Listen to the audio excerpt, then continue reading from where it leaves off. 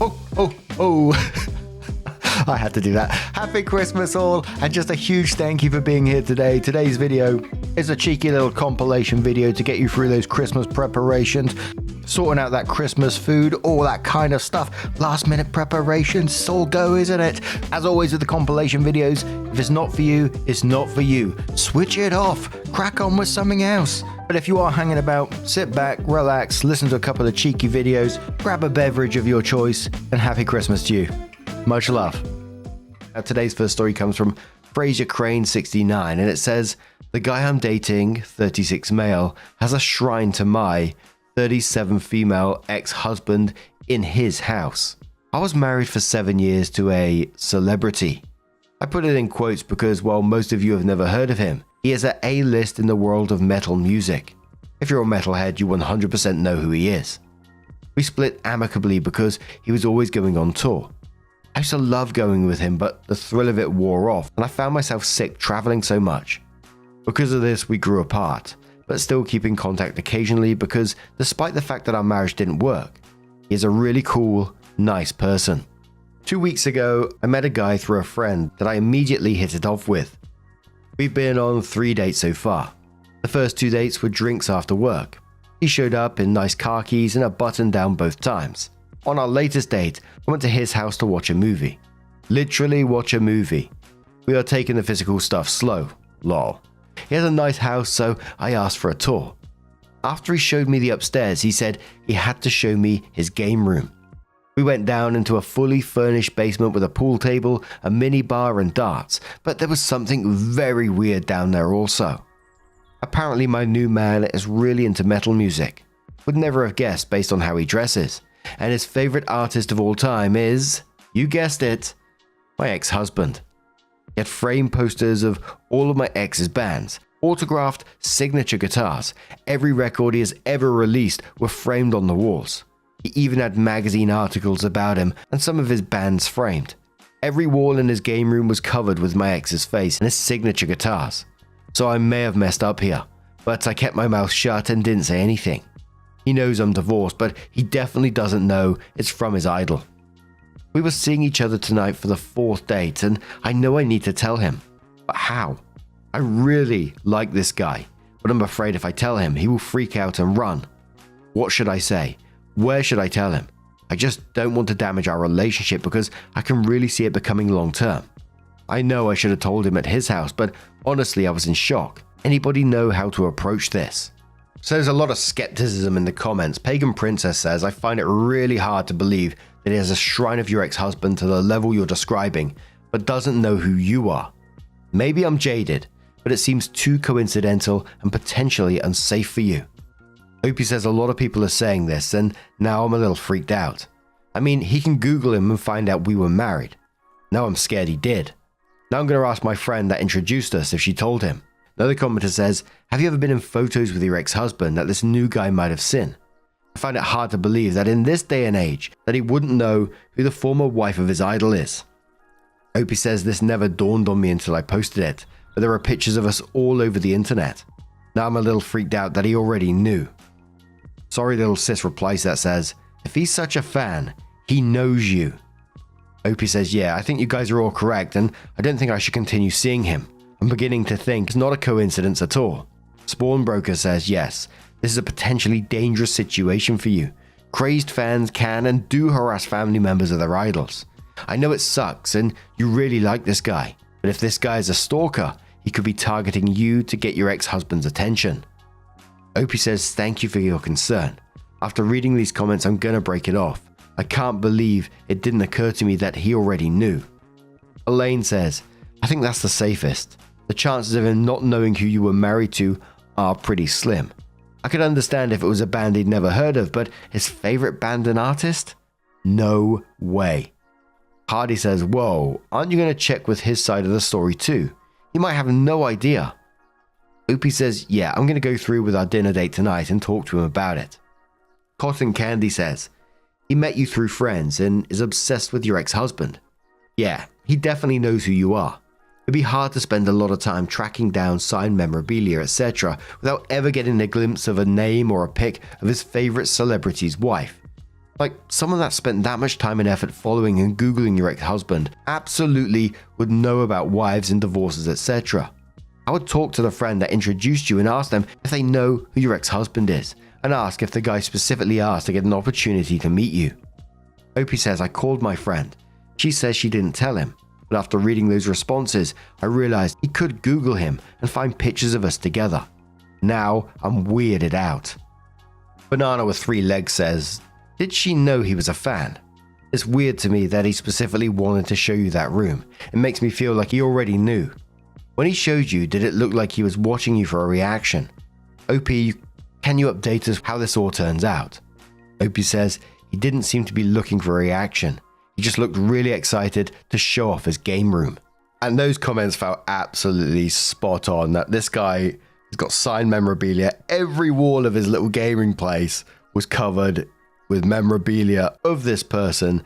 I just feel like those comments said that there's no way he couldn't know about you in some form, and bringing you down there felt like he was trying to get some kind of reaction out of you. But either way, that's weirding me out at the same time.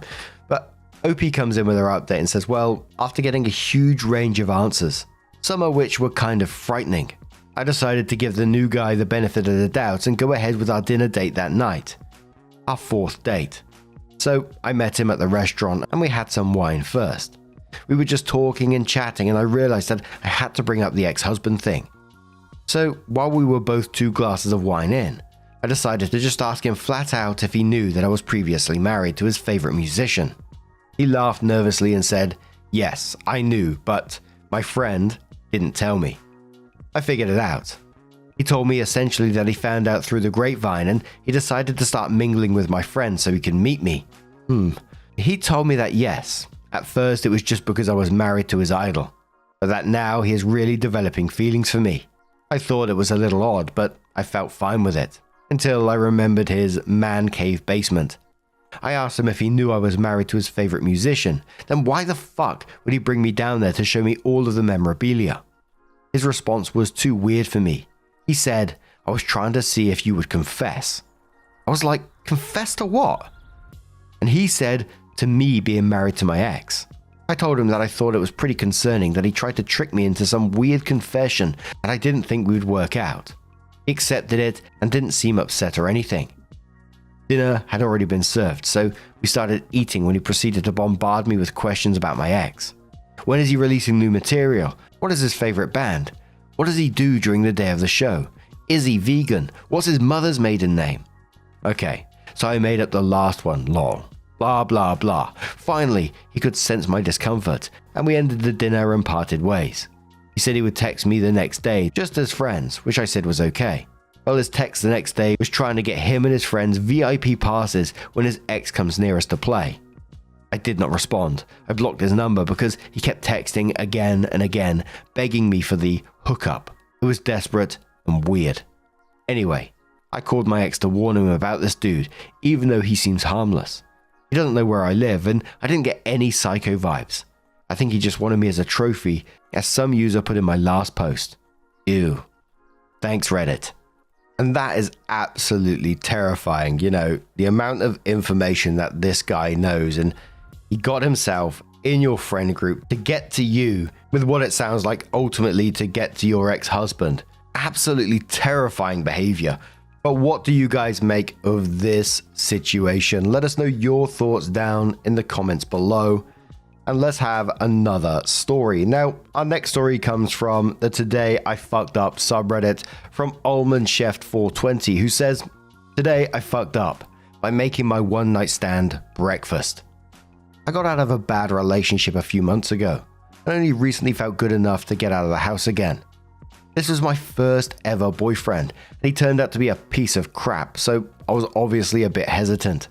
But some old friends from high school were visiting my town and asked if I wanted to go on a bar crawl with them, and I figured, fuck it, it's not like anything will happen, other than getting drunk with some pals, so why not? At the first bar we ran into a group of guys from my university. I'd seen some of them around but never spoke to them before. One of my friends decides she's going to force me to get out of my shell and drags our group over to talk with them. I'm extremely quiet, like weirdly quiet to most people. So I end up sitting in the corner of our booth and not saying anything, just drinking and feeling awkward. Well, one of the guys in the other group, let's call him Adam, is also being weirdly quiet. So my friends and his friends, who are already tipsy, decide to make things as awkward as possible by making us play Truth or Dare. Except we have to drink when we don't want to answer something. There was a lot of personal/sexual questions neither of us wanted to answer, so we ended up drinking quite a bit. By the time we're done at the first bar, Adam and I are on a whole different plane of existence from everyone else, and it turned out we had a lot in common, and he was pretty cute, and we were goofing around and laughing the whole time. I started to get butterflies in my stomach, and not just from the alcohol. Adam has my exact sense of humor and is really sweet and kind. We wander off and start having deep drunk conversations about feeling left out of things and how annoying it is when people say shit like, "Can they speak?" I tell him I'm walking home and he offers to walk with me. I know where this is going, but I'm drunk enough that I don't feel nervous. Plus, I feel like I have a genuine connection with this guy. Our friends are wolf whistling as we leave, and instead of being embarrassed, I feel weirdly proud. So we get to my place, talk and smoke for a bit, and do the deed. I wake up earlier than him and decide I'm going to make a nice breakfast. I want to impress him and show him that I like him, and everyone likes a good breakfast when they have a hangover, right? So I sneak out of bed and make scrambled eggs, French toast and sausage. I prefer almond milk, so I use that for the eggs and French toast. He wakes up and tells me I look just as cute sober. At this point, I'm convinced he's the love of my life. He sees the breakfast and gets excited, and I'm like, yes, my plan worked. I'm gonna get his heart through his stomach. We eat and everything's going great for a few bites. Then he makes a weird face and clears his throat.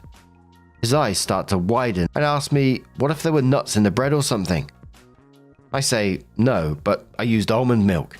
He jumps out of his chair and says, call an ambulance, now! I'm freaking the fuck out. He's wheezing and stuff and looking absolutely panicked. I asked if he has an EpiPen and he shakes his head no. So I call an ambulance and tell them he's having an allergic reaction and paramedics come and haul him off. This happened last weekend. I've not heard back from him since. I found his buddy and confirmed he is not dead. I guess accidentally triggering a severe allergic reaction does not lead to romance. Oof. And unfortunately, Opie hasn't updated after that, and I wish they did give an update because it sounds like it could have been the beginning of something pretty special. Lots of commenters suggesting that probably he was embarrassed about the situation as well. And I imagine it was absolutely terrifying for both of you. You know, you wasn't intentionally trying to kill him, and I'm sure he knows that. You were trying to do something special for him, which just went wrong. And, you know, I'm glad that he's doing well. But I would fire him a message and just saying, hey, are you okay? And see what response you get from there. I don't know. What do you guys make of that one? Let us know your thoughts down in the comments below. And let's move on to another story. Now, our next story does have an update with it. It's from Oddlocksmith 9500, and it says, am I the asshole for not removing a photo my girlfriend told me before she moved in with me? I, 26 male, think this is completely ridiculous, but maybe I'm actually wrong, so here goes. I've been with my girlfriend, 26 female, for 5 years, but we've known each other since we were 15.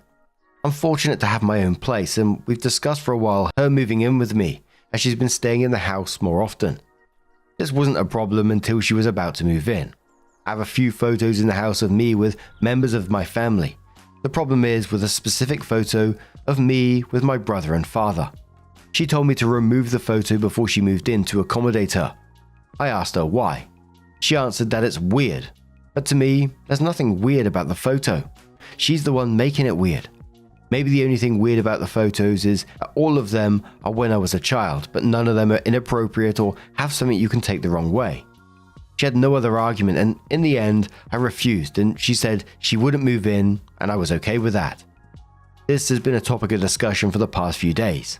Some of our friends and even my father said that I should remove the photo to make her feel welcome.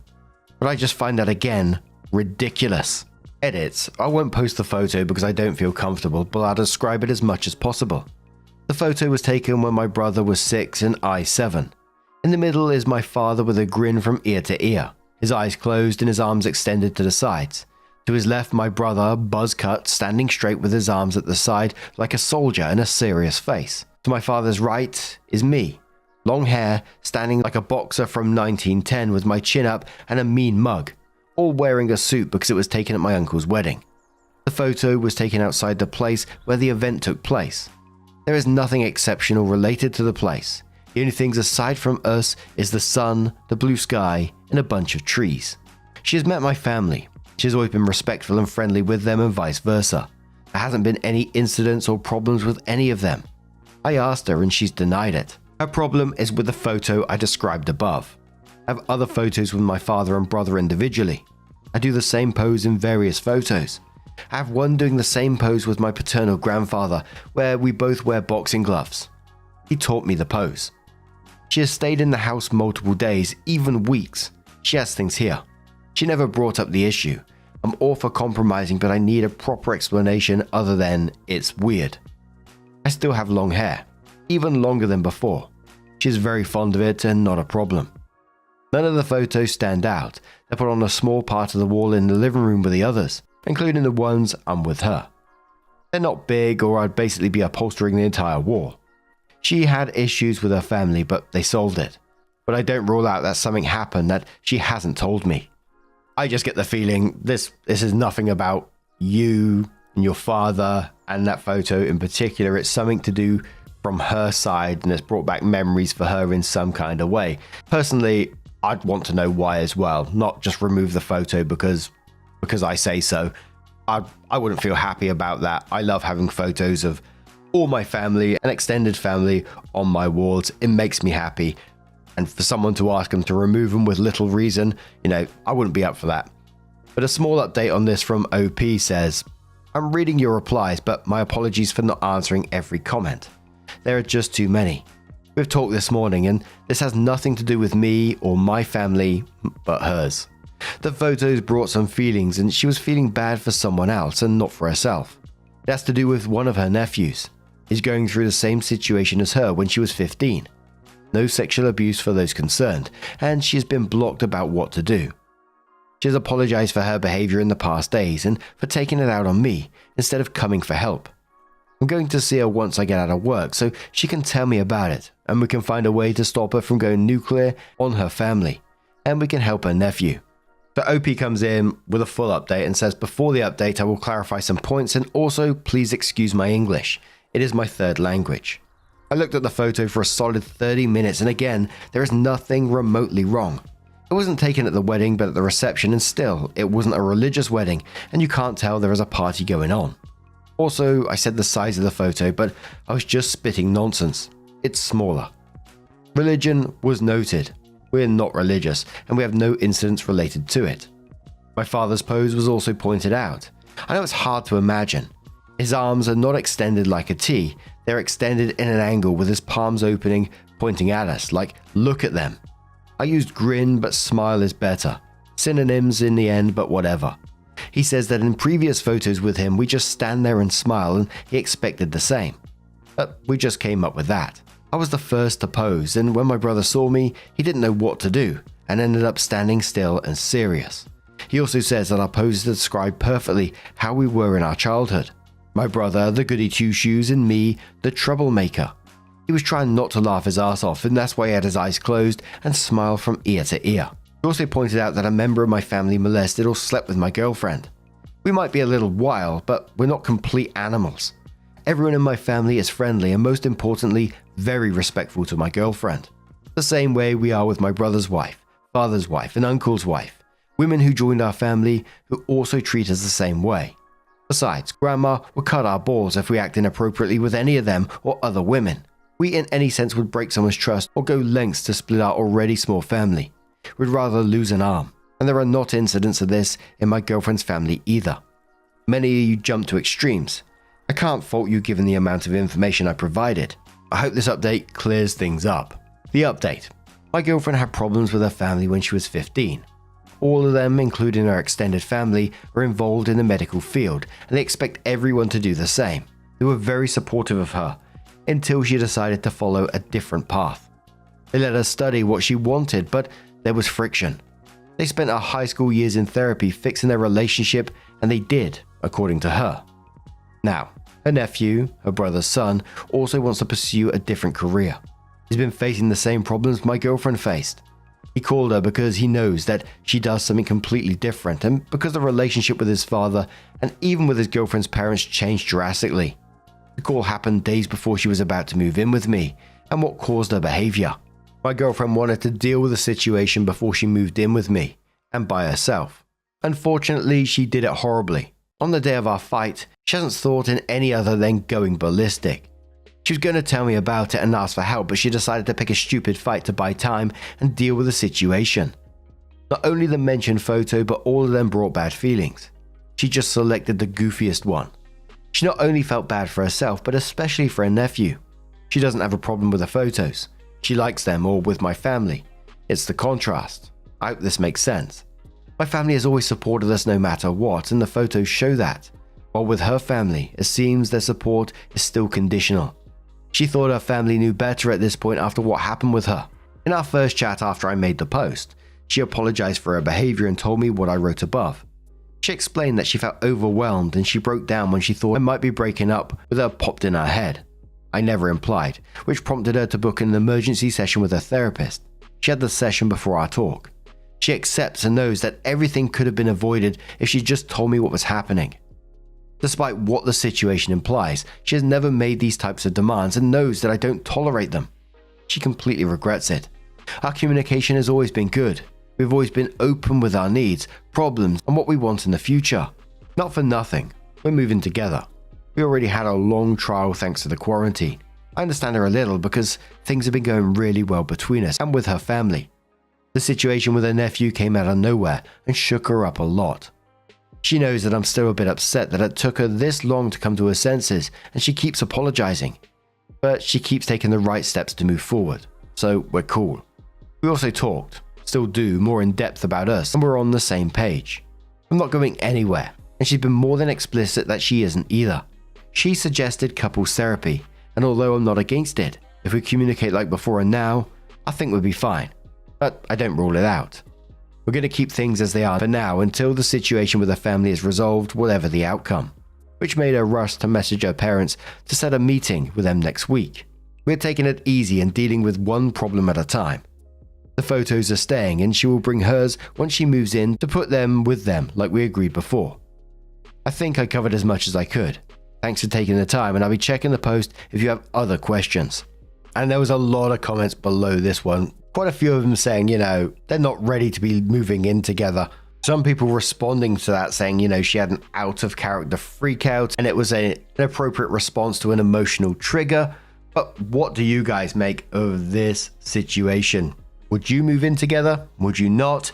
Let us know your thoughts down in the comments below. Our next story comes from MIRSW from the Relationship Advice subreddit, and it says, my boyfriend, 24 male, threatened to break up with me over Miss Dior and now won't talk to me, 22 female, because I laughed.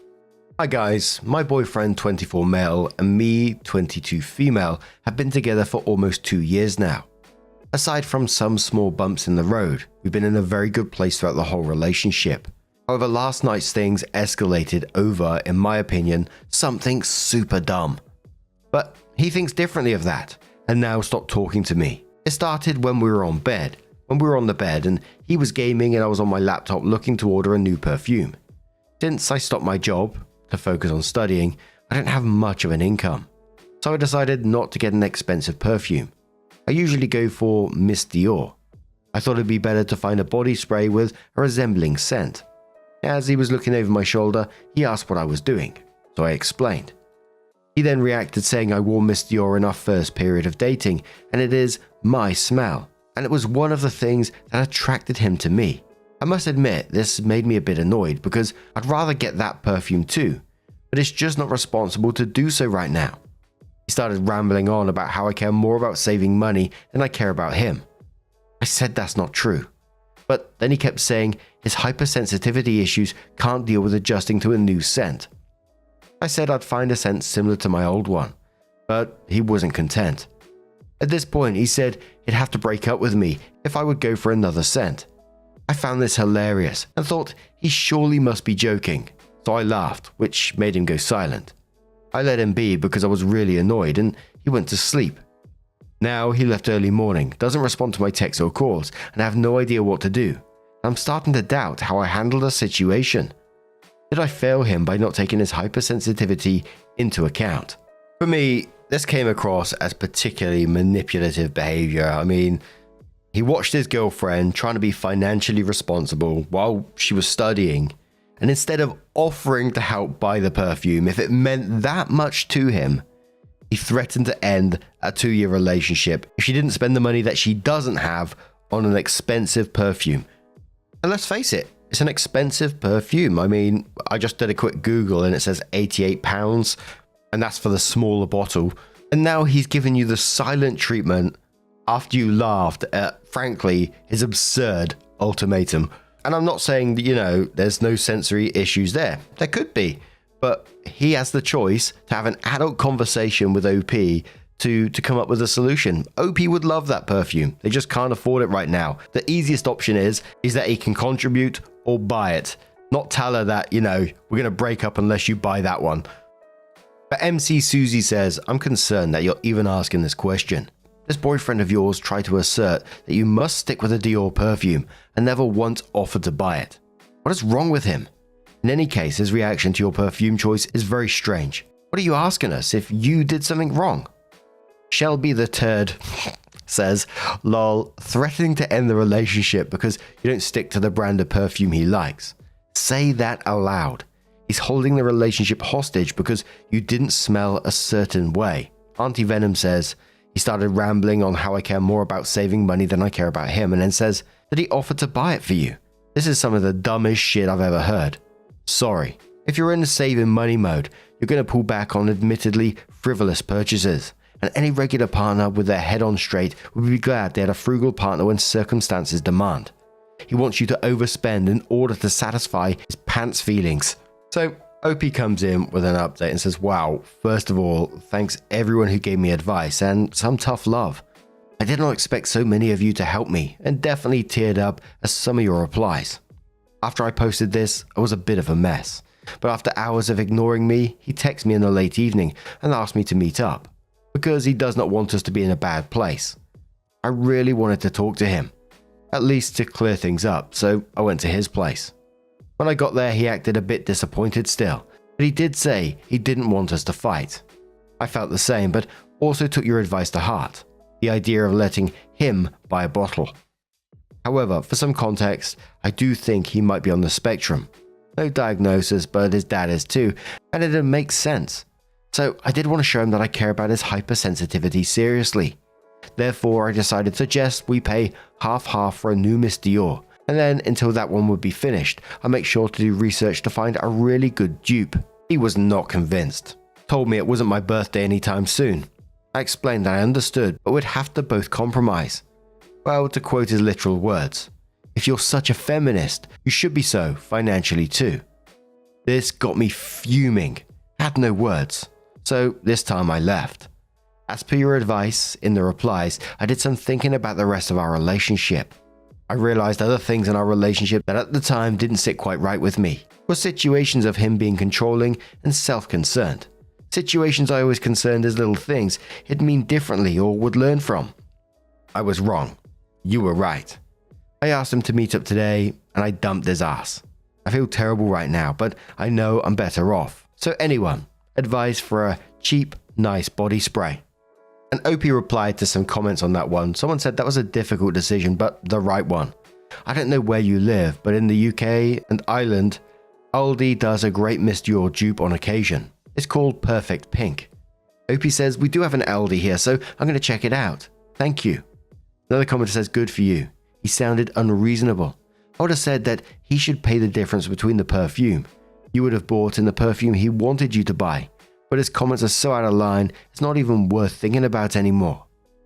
OP says, I didn't even think about this. It would have been a good reaction, but since he thinks I have to pay for everything because I'm a feminist, I don't think he would have been okay with that either. Another commenter says, I'm so tired of people weaponizing feminism. Good riddance. OP says this, I always found it very hard to be mad at him for long, but when he said this, I felt like he showed his true colors, and I was so done. Another commenter says, what did he say when you broke up with him? OP says he mumbled something along the lines of, "Good, I deserve better." But after that, he did text me to say sorry and if we can talk again. So he's not very consistent. Another commenter says, "Good on you for throwing him out, OP.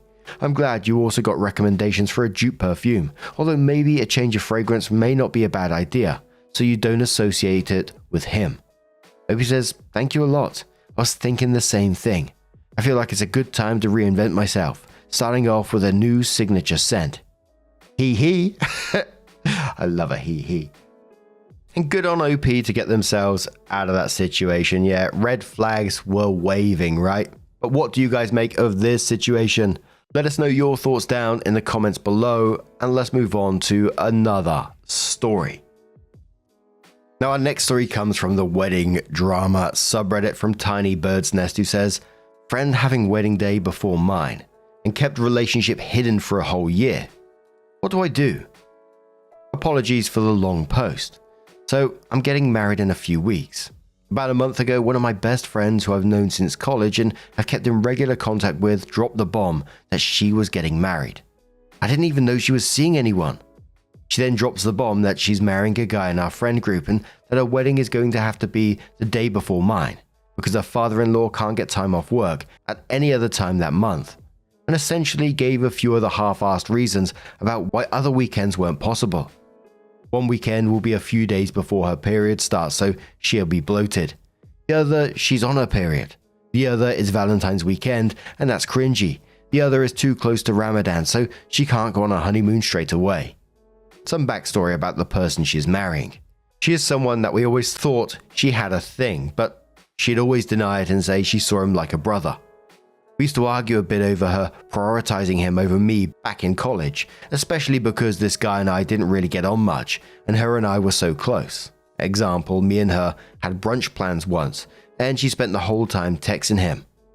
After graduating though, I feel like we all matured and put differences behind us, to the point where her husband-to-be was actually invited to my wedding as my friend. My knee-jerk reaction to telling her that she was engaged was crying tears of joy for her. I was truly happy for her. But when I went home to think about it, I felt really icky. All year I've been wedding planning. She's been asking me really specific questions about my planning process. She complained to me that as my best friend, she didn't feel involved enough in my planning process, and she wanted to come dress shopping with me, which I invited her to because of her expressing this. But then for her to turn around and tell me that she's been dating this guy on and off for a year, while also keeping it a secret, makes her feeling left out of my stuff come across as so hypocritical. And then there's the question of why the rush, since she's known him a decade? And why specifically my wedding weekend when I sent out my save the dates back in March, so she's had much time to plan and leave some time in between? It's not about me not having all the attention on me. It's just how can she expect me to be fully present at her wedding? And how selfish she must be to expect me to have to fit her into an already stressful weekend for me.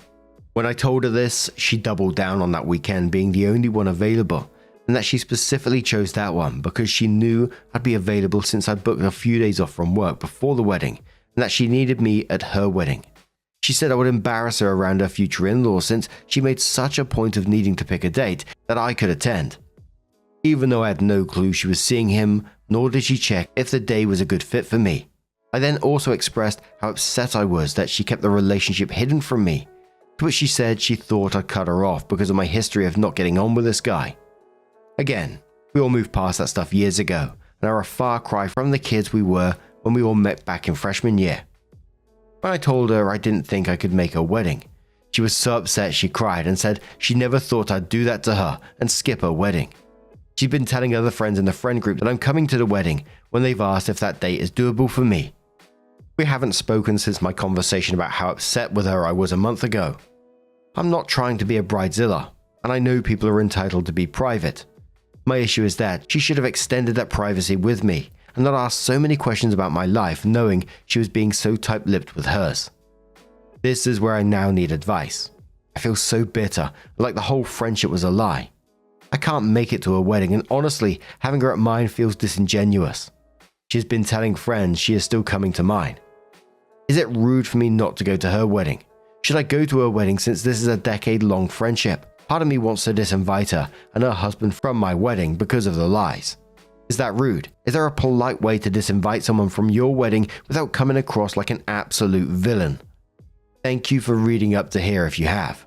Edits. I'm Middle Eastern, so traditionally we don't have bridesmaids or a rehearsal dinner.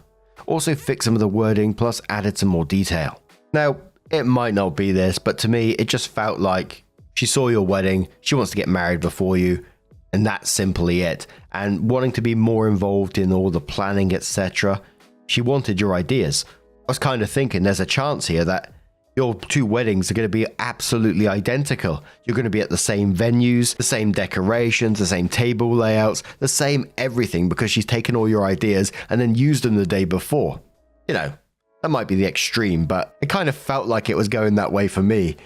But some comments with OP replying. Commenter said, when did this friend send out wedding invitations that you just found out and she's expecting you to attend? Sounds very last minute on her part. OP says, so from what I've heard from the grapevine, she's only just found a venue and no invitations have gone out yet. She's been insisting that officially the engagement and knowing they were getting married in November, which is why nothing has been booked. It all just seems so wishy-washy to me. Commenter says, I just have to add a totally instant gut reaction to the situation. Your friend was siphoning off all of your wedding planning to make hers easier. Glad I'm not the only one thinking that. She deliberately planned the day before yours to cover that fact up. Hers is the earlier wedding, therefore you copied her, in her mind anyway. I'm very sorry you're going through this, but this is not a friend. Grieve the loss of what you thought you had and move on with your life. No way should you bother to attend her wedding. She knows it isn't possible for you to go the day before your own wedding. She planned that, but I would formally revoke her invitation to your wedding. Best of luck. Hugs from an internet nana. OP responds saying that's what I was thinking too. Before all of this, she kept on saying how easy wedding plans seemed to be going for me. It's not been easy at all. I'm just good at hiding it and very organized, and how I thought of things she would never have known was a thing. In terms of disinviting and the cultural impact, it's very split down the middle with opinions. So I'm really torn. Thank you for the hugs, I really appreciate it. This has really helped me feel like I'm not being unreasonable or a bridezilla. Commenter says to OP, quite simply, she's a terrible friend. Here's the gist of what you wrote. 1. You guys are allegedly close, yet she didn't tell you about her year-long relationship. 2. She's chosen to inconvenience you in your own wedding weekend, assumed you'd be available the day before your own wedding, after she hid her relationship from you. 3. She's lying to everyone about you attending her wedding.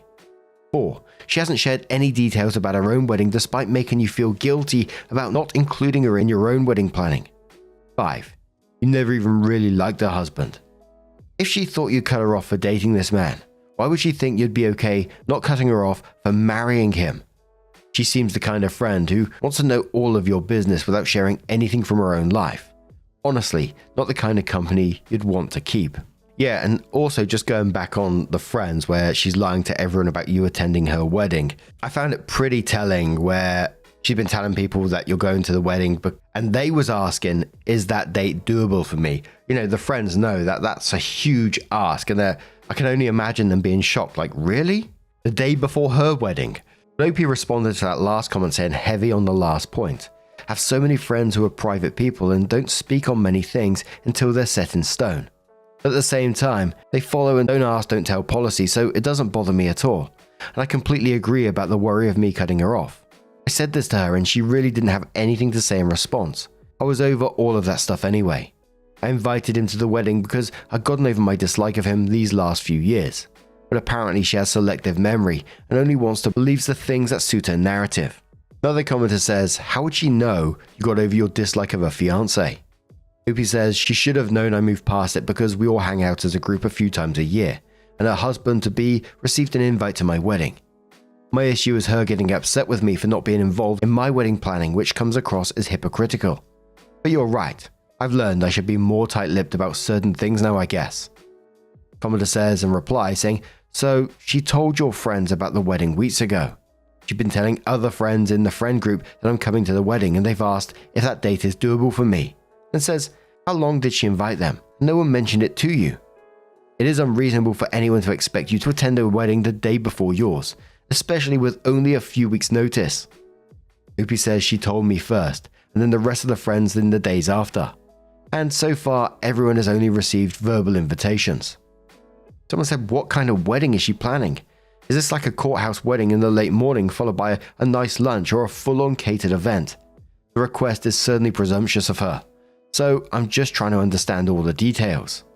Opie says she's planning on having a religious ceremony and reception on the same day, so it have the same time frame as a Western and be typically an all-day thing, especially if you consider pictures between the ceremony and reception.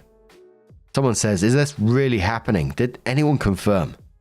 Opie says friends have confirmed with the groom. The wedding is definitely happening. Someone said, is she pregnant? Opie says, definitely don't think she's pregnant. I know she's quite religious, but of course that doesn't really mean it's not a possibility. Opie added one more thought and said, trust me, there are so many holes that I'm curious about too in her story, and a lot else that I didn't put in myself. In terms of how busy I'll be. The day before Opie's wedding, I'll be putting together my wedding favors with the girls in the family in the days leading up to the wedding. We'll be doing airport runs up to the day before, as a lot of family will be traveling in, some from 20 plus hours away, and we live close to 3 major airports, so it's all hands on deck. And honestly, I was hoping I'll get a nice early night to relax for once, because I've had such a busy year. I'll be combining my henna event with a reception on the day of the wedding because I've already had 2 events, and have a Western style bridal shower the weekend before, so I wanted to cut down on events.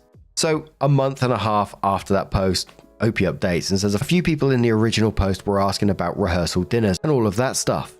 I'm Middle Eastern and we don't really do that in our culture. Some people also said I needed to get over myself and that I don't own the whole weekend, which is true. I don't. My issue was the lying and also the expectation of me to drive a total of 5 hours, 2.5 hours there and back, the day before my wedding, and to attend another when I had so many things to finalize. I also just needed to vent. Being lied to and having something that felt so calculated happen in what I thought was one of my closest friendships is strange. Oh, and I don't think it was a shotgun wedding, which a lot of people were suggesting. Anyway, I had my wedding. It was perfect and I wouldn't change a thing. I didn't go to her wedding. I genuinely didn't have the time. I did see some posted videos of her wedding. She didn't copy mine, which a lot of people were worried about, considering she had been asking me about all of my prep. I'll give her flowers though. Her wedding was gorgeous, but definitely not a 2-month planned wedding like she was making it out it was to me. In the end, she ended up coming to my wedding about 3 hours late. I was too busy being in my own newly married bubble to notice her or anything, but I did get feedback from people who were sat at her table. Like people said she would in my original post, she spent the whole time talking about her wedding. In our culture, the bride receives a heavy piece of gold jewelry at her wedding. She's made a show of having her new husband take her piece of jewelry out of her bag and putting it on her at the table just after my husband and I. Feels so nice saying that. Did our outfit change? She was also showing off other pieces of jewelry she received, making a point to emphasize that she received real sapphires and real diamonds. Her and her husband also spent the whole time texting each other, which means they were probably saying not very nice things that they didn't want our mutual friends overhearing. And she would frequently turn to him and say, "Don't worry, we're leaving soon." They were also packing on the PDA with neck kisses. She also then cried to my mum and brother about how she doesn't understand why I've not been talking to her and how I've been so cold to her. This wasn't true, but only told her how much her actions and lies had hurt me.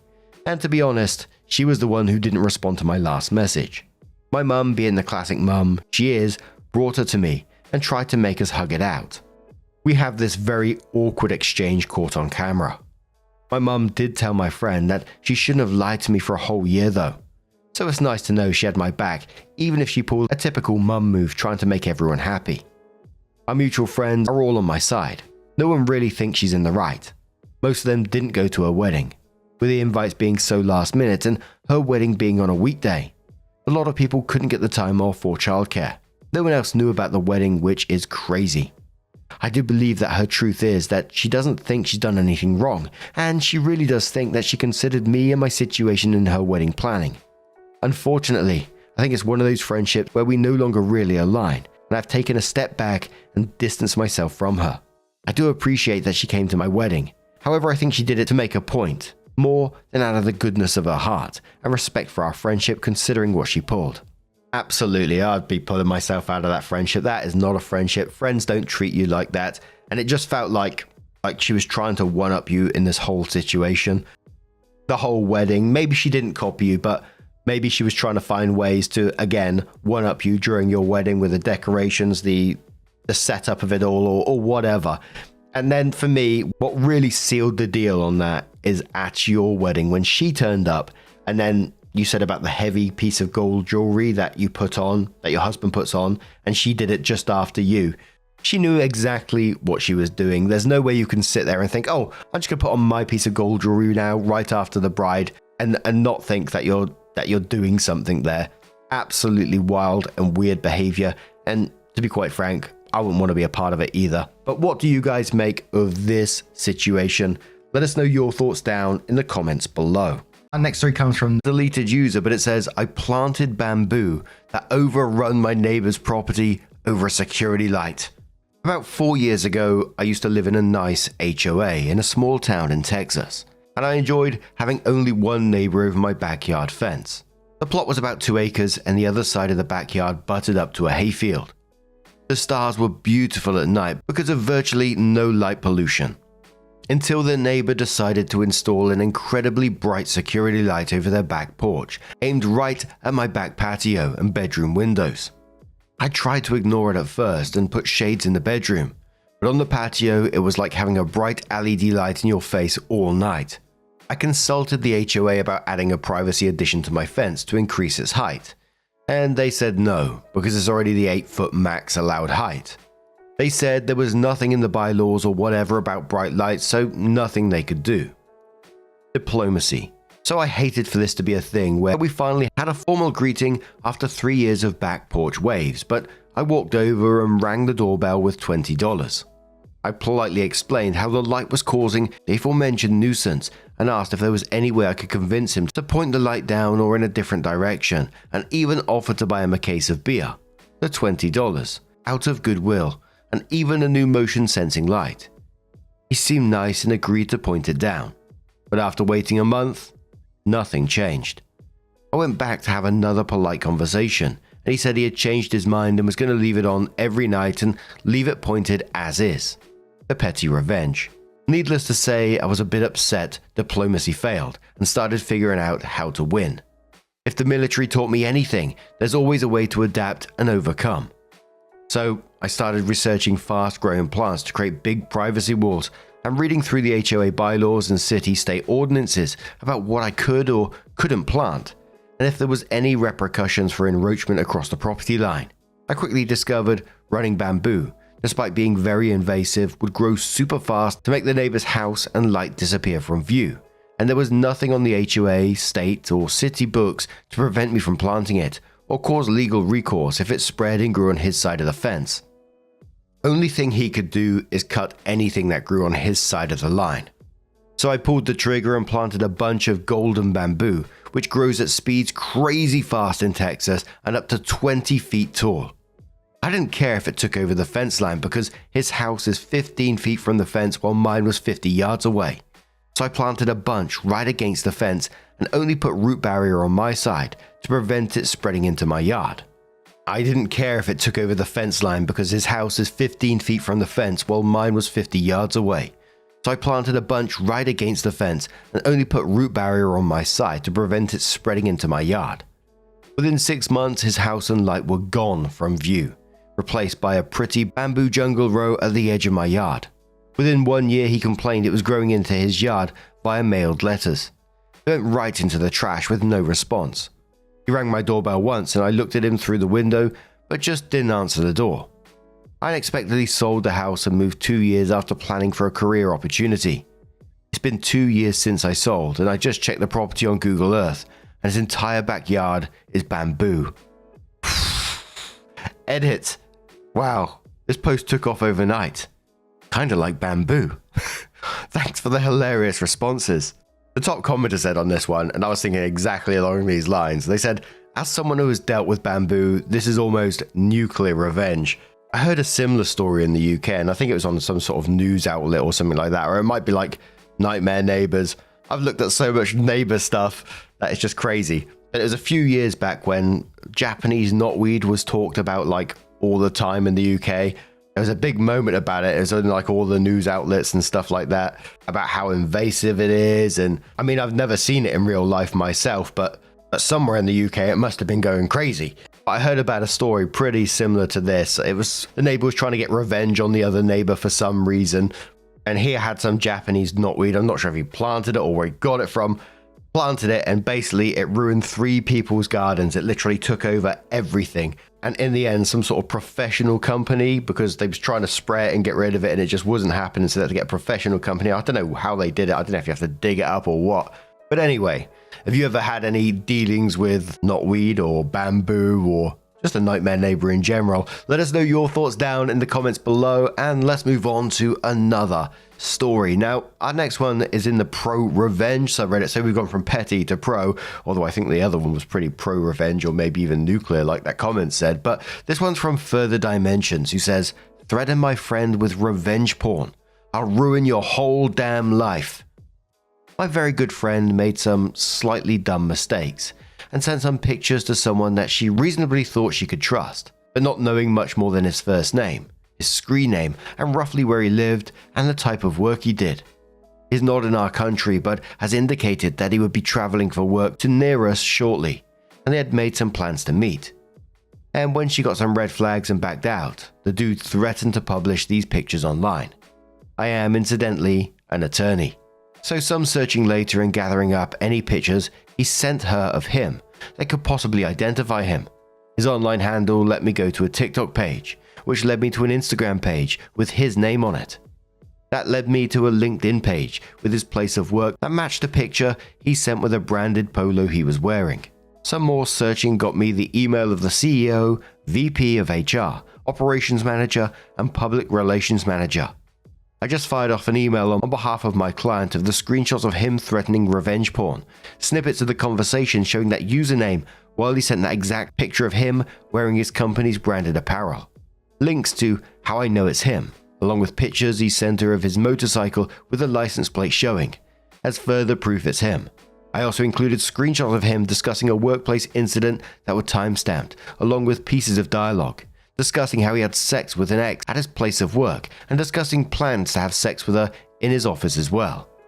I also included a picture he sent of her showing his work laptop with his entire Outlook calendar, along with proprietary information, which he sent to prove he was busy, along with other pictures he took of his workplace with non-consenting employees.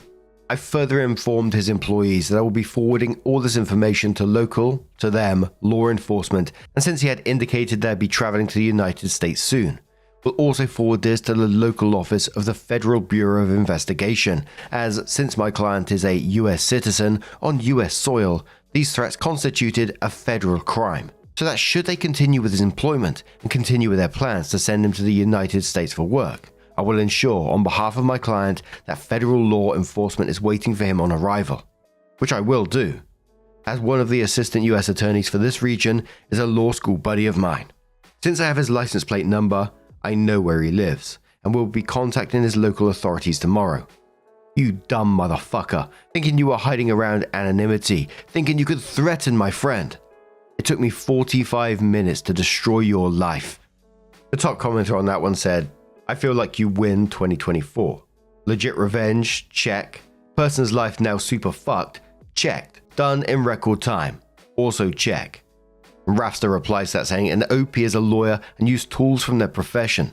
That's a pro-revenge check too. Party Ring replies to that saying, pro bono revenge.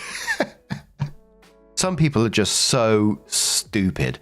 I was on X, Twitter the other day, just scrolling through the trending stuff, and it's all politics in the moment. I won't get into politics, but this one guy was going absolutely mental in some comments, going through calling people a cuck, the R-slur word, talking about if that person was in front of him, he'd smash their face in, and he was doing this to like multiple people, and it's like, what the hell are you doing? And just out of curiosity, I clicked on his profile, and he's got like a link to his workplace. He's the co-owner of a company within his state, and you can click it and you can see pictures, information, and you just think, what are you doing? I mean, either he just doesn't care, but you think, Sure, that's going to bite you in the ass at some point. And this is like a customer-facing job as well. Like if you went into this place, you'd be working with this specific person. I just find that wild. But we're going to sneak on back over to the Petty Revenge subreddit with Dickie Bow, who says, watching my housemate die inside. This happened in my second year of university in the UK, circa 1998. 6 of us shared a house with an even split of boys and girls. John was my best mate and was very shy and had no confidence with girls. He got on really well with the girls we lived with, Sarah in particular. When we moved in, Sarah had a boyfriend who thankfully, after a few months, she broke up as he was a dick. After this, Sarah and John grew closer, and she would quite often sit and cuddle with him while watching TV, dance with him when we were out, and generally spend a lot of time with him. John was clueless about women and thought they were just besties, but it was clear to everyone that they were into each other. The important point to the story is John was still a virgin. Our other male housemate Steve was the opposite of John. He was a player. He had a girlfriend from school who was a few hours away at another uni, so he'd regularly sleep with anyone that would have him. He also had a crush on Sarah and tried it on with her a few times and got rejected. Steve used to take the mickey out of John for being a virgin. At first it was every so often, and then John and Sarah were getting closer and he started to call him Virgin Boy in an attempt to belittle him. The rest of us told him to knock it off, but he persisted for a few weeks. Not long after we got back from Christmas break, a few of us were in the living room after uni and Steve walked in and asked me and Virgin Boy if we'd like to order pizza for dinner. Sarah walked in from the kitchen at that point and walked over to John and sat on his knee, kissed him, looked at Steve and said, "You can't call him that anymore. We had a great time this morning and he made me come several times. I doubt you've ever managed that with your tiny cock." Oh gee whiz. The rest of us sat there trying to stifle laughter. Steve went bright red, mumbled something and went to his room. Turned out Sarah had made a move on John that morning. They both admitted to being into each other and had slept together. Sarah snapped when she heard Virgin Boy and decided she had had enough of Steve. John and Sarah are still together, married with 3 kids.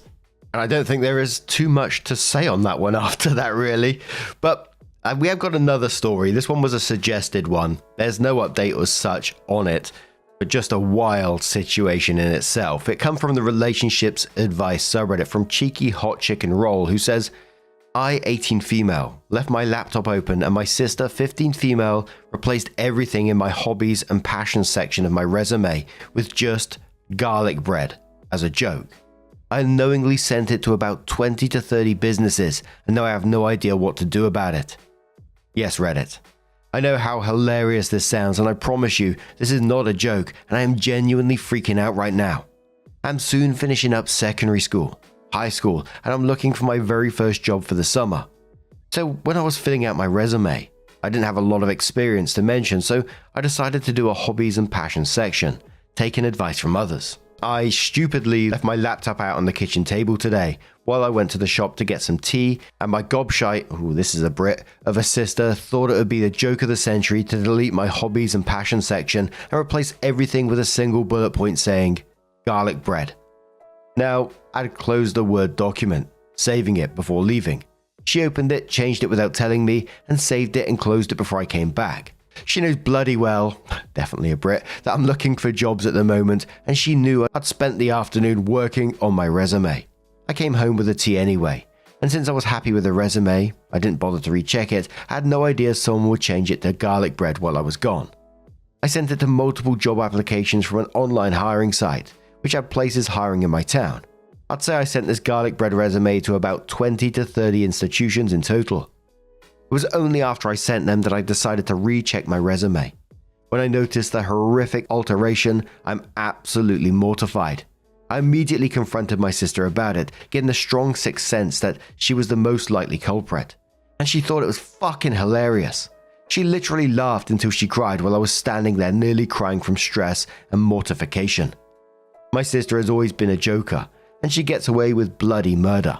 But this was so serious. I'm sick of her pulling off this shite to everyone around her, thinking it's funny or cool or something. It was only when I explained to her the full seriousness of the situation and that I had sent it to 20 to 30 places that she copped on and apologized.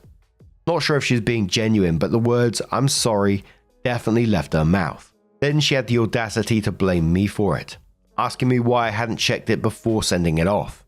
I screamed at her that I checked it multiple times before leaving to get tea and didn't expect anyone to change it while I was gone. She then backpedaled and insisted that she meant it as a joke, like just a prank bruh mentality, but I'm having none of it. I don't know what the hell to do now and rectify the situation. I've never job hunted before. I don't know how serious this stupid mistake is.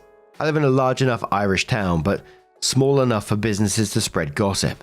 So I'm terrified they'll all know not to hire the garlic bread girl. Should I email the places I applied to explaining the situation, or will I sound like a complete knob? Technically, it is true garlic bread is a passion of mine, simply because it's delicious. But obviously, it's not resume worthy. The businesses probably think I'm taking the piss, and it's extremely unprofessional. I'm so annoyed that this is my first impression in the working world. I'm not even hired and I fucked up already. Should I resend them my application with my resume fixed? Should I move on and forget about the places I applied and apply to new businesses with a rectified resume? Should I just fucking move town at this point, since I've clearly made a fool of myself already? Also, how do I talk to my parents or sister about her stupid, spoiled, bratty behavior? I've only ever been like a manager once and had to check out a couple of resumes or CVs in my time, not a whole bunch of them. And I ain't got a wild bunch of experience, but I had to read, I can't remember how many it was when we was trying to hire someone. And I had to do it in the second job as well, helping my manager to try and find someone that sort of mesh with me and my skills to do what we needed to do. And they are so boring to read. Like I said, I was no expert at it at all. I just had to sort of read between the lines because you got some people who totally embellish it, some people who play themselves down. But there's always one CV that stands out to me because they had a list of their gaming achievements in there. But that instantly made me go, I want to talk to that person. Unfortunately, they didn't get hired. I wasn't selected in the end, so it was certainly an interesting CV. I can see why you're pissed off about this, having, someone going onto your laptop, changing something which is really important to you. If I was reading through these resumes, as you're going through them, and you do a double take on garlic bread, and you're like, holy shit, yeah, I like garlic bread too. Kitty says, hiring manager here. Considering you're 18 and applying for assuming retail, fast food, customer service type of jobs, no one is going to disqualify you for the garlic bread. If anything, it may have the opposite effect. Maybe they'll make someone laugh and intrigue them enough to schedule you for an interview despite your lack of experience. Hiring managers look at dozens upon dozens of resumes a day. A professional resume is great, but chances are it's generic and something we've seen 1,000 times. Uninteresting. Again, speaking given your age and lack of experience. Don't bother emailing an apology. It won't matter. Write it out. You'll most likely get a callback for adding humor onto your resume, while the other 100 other resumes all read the same. Another commenter says, don't bother changing it and, talks about the sister. Opie says, yeah, I feel so dumb with her. I've password protected everything before, but this is the one time that I left my laptop open.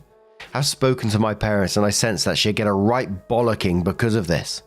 It'll make a funny story in the future, but it's not funny now at all, and has seriously affected my mindset and dignity about job hunting right now. And because there's a comment below this who says, forgive me, I'm an American, a right bollocking sounds sexual, am I misunderstanding the slang here? Just to let you know, a bollocking is like getting told off, getting lectured. I'm going to give you a right bollocking.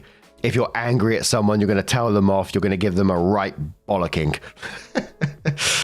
Someone mentioned below that it sounds like sexual, and I just thought, oof.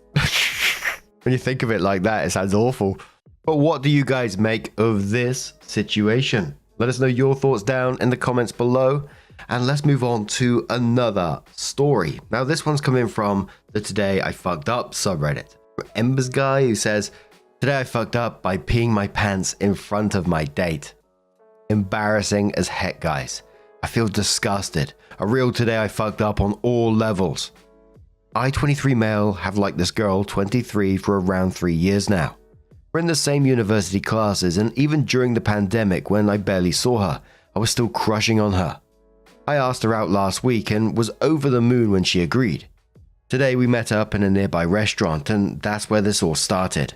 I have this condition called pyuresis, shy bladder syndrome, where I just am not physically able to pee if other people are around in public bathrooms.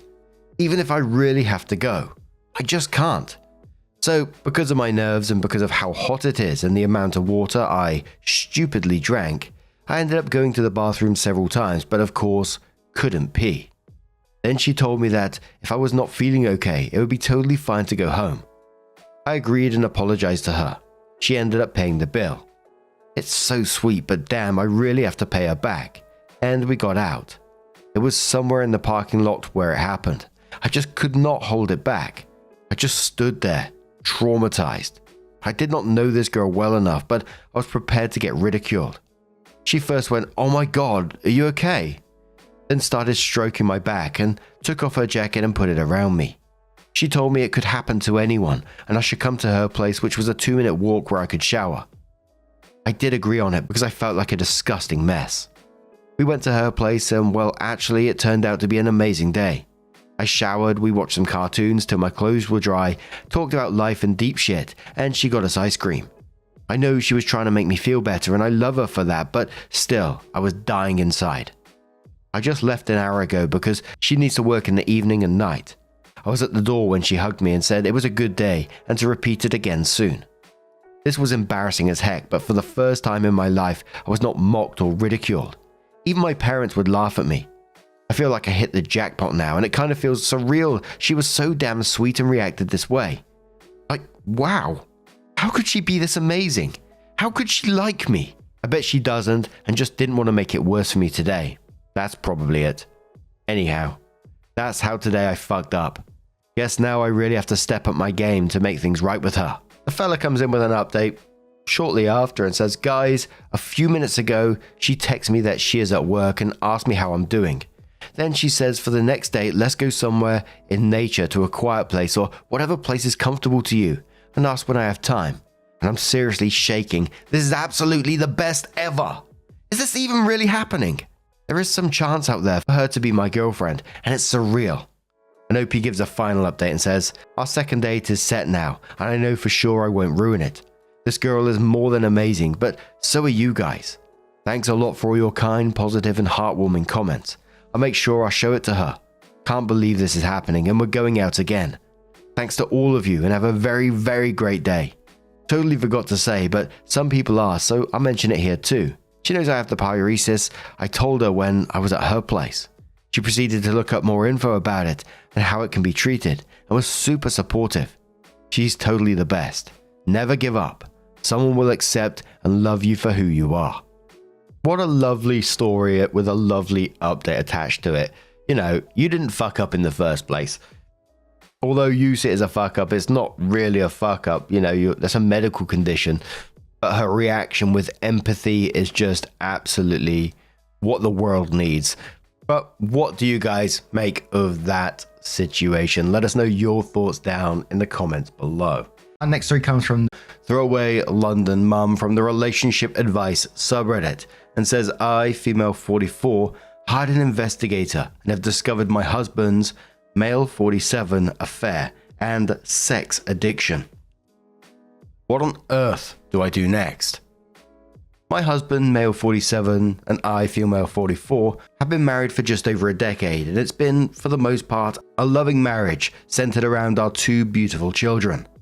Of course, I've had grievances. He travels a lot for work, is constantly glued to his phone, and sometimes would abruptly pop out for errands that he has always been incredibly vague about.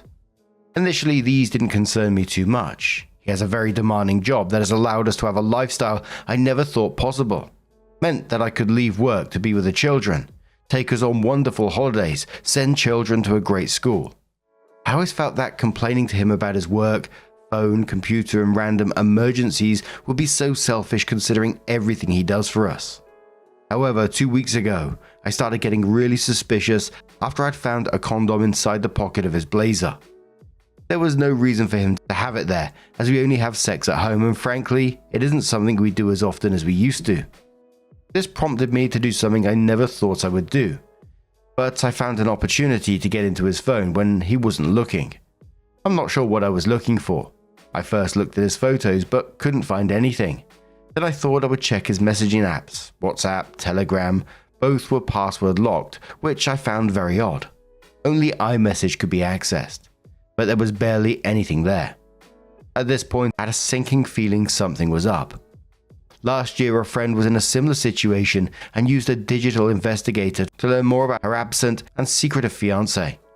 The investigator found out that this man had been living a complete double life with a long-term girlfriend in Edinburgh and unbelievably a whole business he had set up and was earning money from. She had no idea about the business or all the money he was earning from it, and no doubt spending on his girlfriend.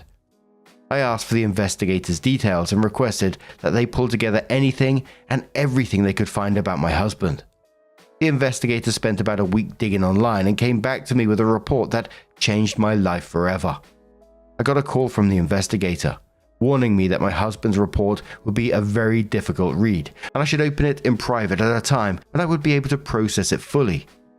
Since I received it, I've barely been able to eat, sleep, properly take care of the kids, or speak to him, and yet he is so absent-minded he doesn't even realize something is wrong. It turns out that my husband of over 10 years has been 1. Having an affair with a woman 15 years his junior, 2. Financing this woman's lifestyle and her failed business venture, 3. Attending sex parties with her, where they have sex with other partners, 4.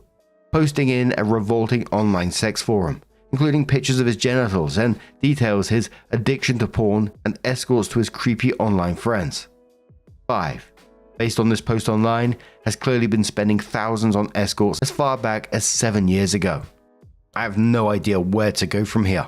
I don't know what to do. I have no idea how to confront him about this or if I should see a lawyer first. I know the obvious decision is to simply divorce, but our children are 9 and 7. I've loved him since we first met 14 years ago, and I know that I have a place in his heart too. In spite of these actions, if he is truly an addict, then maybe there is a way to get through this if he agrees to treatment. I'm a complete mess, and I can't talk about this to anyone in person just yet. Any advice you have for me would be really appreciated. The top commenter said on this one, therapy will not work because he clearly is reveling in his addiction and secret lifestyle, and he shows little remorse for it. Escorts, sex parties, and financing a mistress is way too far. That man does not love you. You're a live-in caretaker for his children and home that he occasionally has sex with too. Lawyer up, protect your own finances and lifestyle, and your children's future. Chuff to the Muff says, this is true. I have someone who was in this exact situation and later found out the man had exposed the kids to porn and also molested one of them. The person OP thought she married does not exist and is a mask for the real man who is cheating, lying, and stealing time and financial resources from the family to pursue his own selfish desires. Couples therapy does not work for these kind of people. It only helps them manipulate others and shift blame better using therapy speak and the hopeful and forgiving nature of their partners. It's going to be hard, but the sooner OP comes to the realization that she now knows who he really is, and this is not some aberration of behavior, the better for her and the kids. Buddy Inevitable says, 1. Talk to a lawyer before you do anything. 2. No, this is not something that will be fixed or cured via therapy. Therapy only works if the person does the work. It isn't a magical cure that resolves giant issues just because you schedule an appointment and show up. The reality is you have been married to someone who's capable and willing to lie to your face systematically. Therapy doesn't just fix that. In fact, if he has a personality disorder, which I suspect based on your post about his behavior, he likely will never change. 3. Do more research into pathological love relationships. Briefly, ask yourself these questions. Does he have difficulties with empathy, egotism, exploitativeness, aggrandized sense of self, distorted perceptions of self and others, self-serving, boundary violations, blame shifting, low remorse, low accountability, motivated by power, control, personal gain? Just a brief place to start exploring who you're actually married to. 4. Talk to a lawyer and a therapist before doing anything. Someone who specializes in pathological love relationships ideally. And for me, it always comes down to that trust in the end. How do you trust someone who's done that time and time again? And I can just never see a way past that. I know it's not the point, and I'm not trying to play down the situation or anything like that, but who the bloody hell's got time for that sort of stuff? It just sounds exhausting, but OP comes in with an update and says, "This is an update to my original post from around a month ago. Firstly, I'd like to just thank almost every single one of you who have commented to leave me advice or message me privately. I took a lot of advice on board, especially legal speaking, and this has proven to be of great benefit. I apologize for my long absence and lack of replies. I hope the update below can explain it.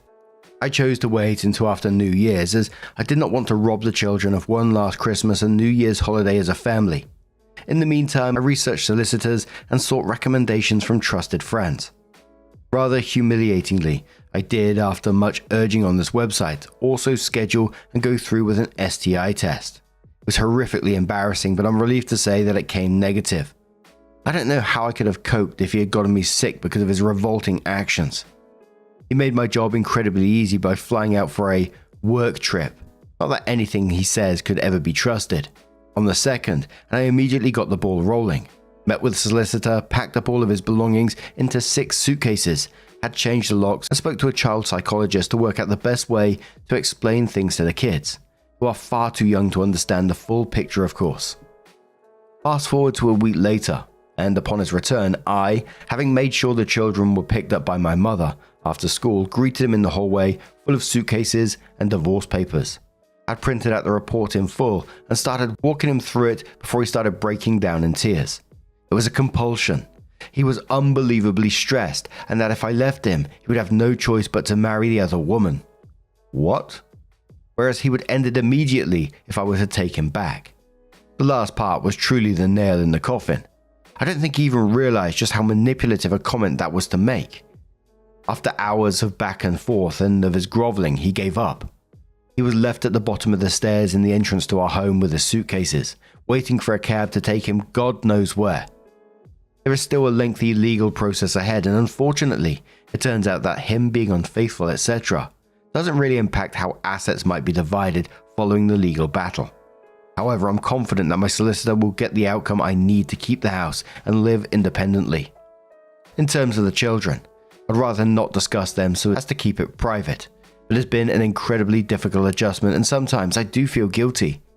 As for myself, I'm still completely heartbroken, and frankly, I don't ever hope to find love again. I just don't think I can quite trust like that again. Finally, I'd just like to add that while most comments have been lovely and supportive, I did get a number of comments and private messages blaming me for my soon-to-be ex-husband's behavior, claiming I did not give him sufficient sexual attention, and that I shouldn't complain because he provided me with a certain lifestyle. Firstly, these comments are awful and betray a repulsive worldview with regards to sex, intimacy, and marriage. Secondly, our railing sex life was not my doing and was, at times, and criticism I myself had of our relationship, not the other way around. Thirdly, just because someone provides you with a lifestyle doesn't entitle them to treat you as if you were nothing, with no respect and no honesty. I would have hoped all would be aware of that. Absolutely, you did the correct thing in this situation, was left with little choice. What was that comment he made though? Like you said, it just felt like pure manipulation that if you left him, he'd have no choice but to marry the other woman. It's like, well, crack on then. And of course, it's going to be sad for the children for some time. They're having to adjust. They're not seeing the full scale of what's going on. But whatever happens going forward, OP, I really do wish you all the best. You said you don't ever hope to find love again. I mean, it sounds to me, it's your future. You need to do what you need to do, however you feel, etc. But it just feels like everything's pretty raw at the moment. And of course it would be. Holy shit, discovering all that. Of course it's going to hurt. And it's going to take some time. But I really do wish you the best moving forward. But what do you guys make of this situation? Let us know your thoughts down in the comments below. And let's move on to another story. And before we do get into the next story, there is a trigger warning on it of body shaming. So if you do want to skip it, please feel free to do so. Timestamps are always down in the description and along the timeline below. This one's from Coco Oh No Throwaway, who says, "Can you ask someone to lose weight for your wedding? My friend, 33 female, is a personal trainer and just got engaged to another personal trainer. All of their friends were met through the gym that they both work at. I've known her since we were both 5. I'm not a personal trainer. I'm a US size 10.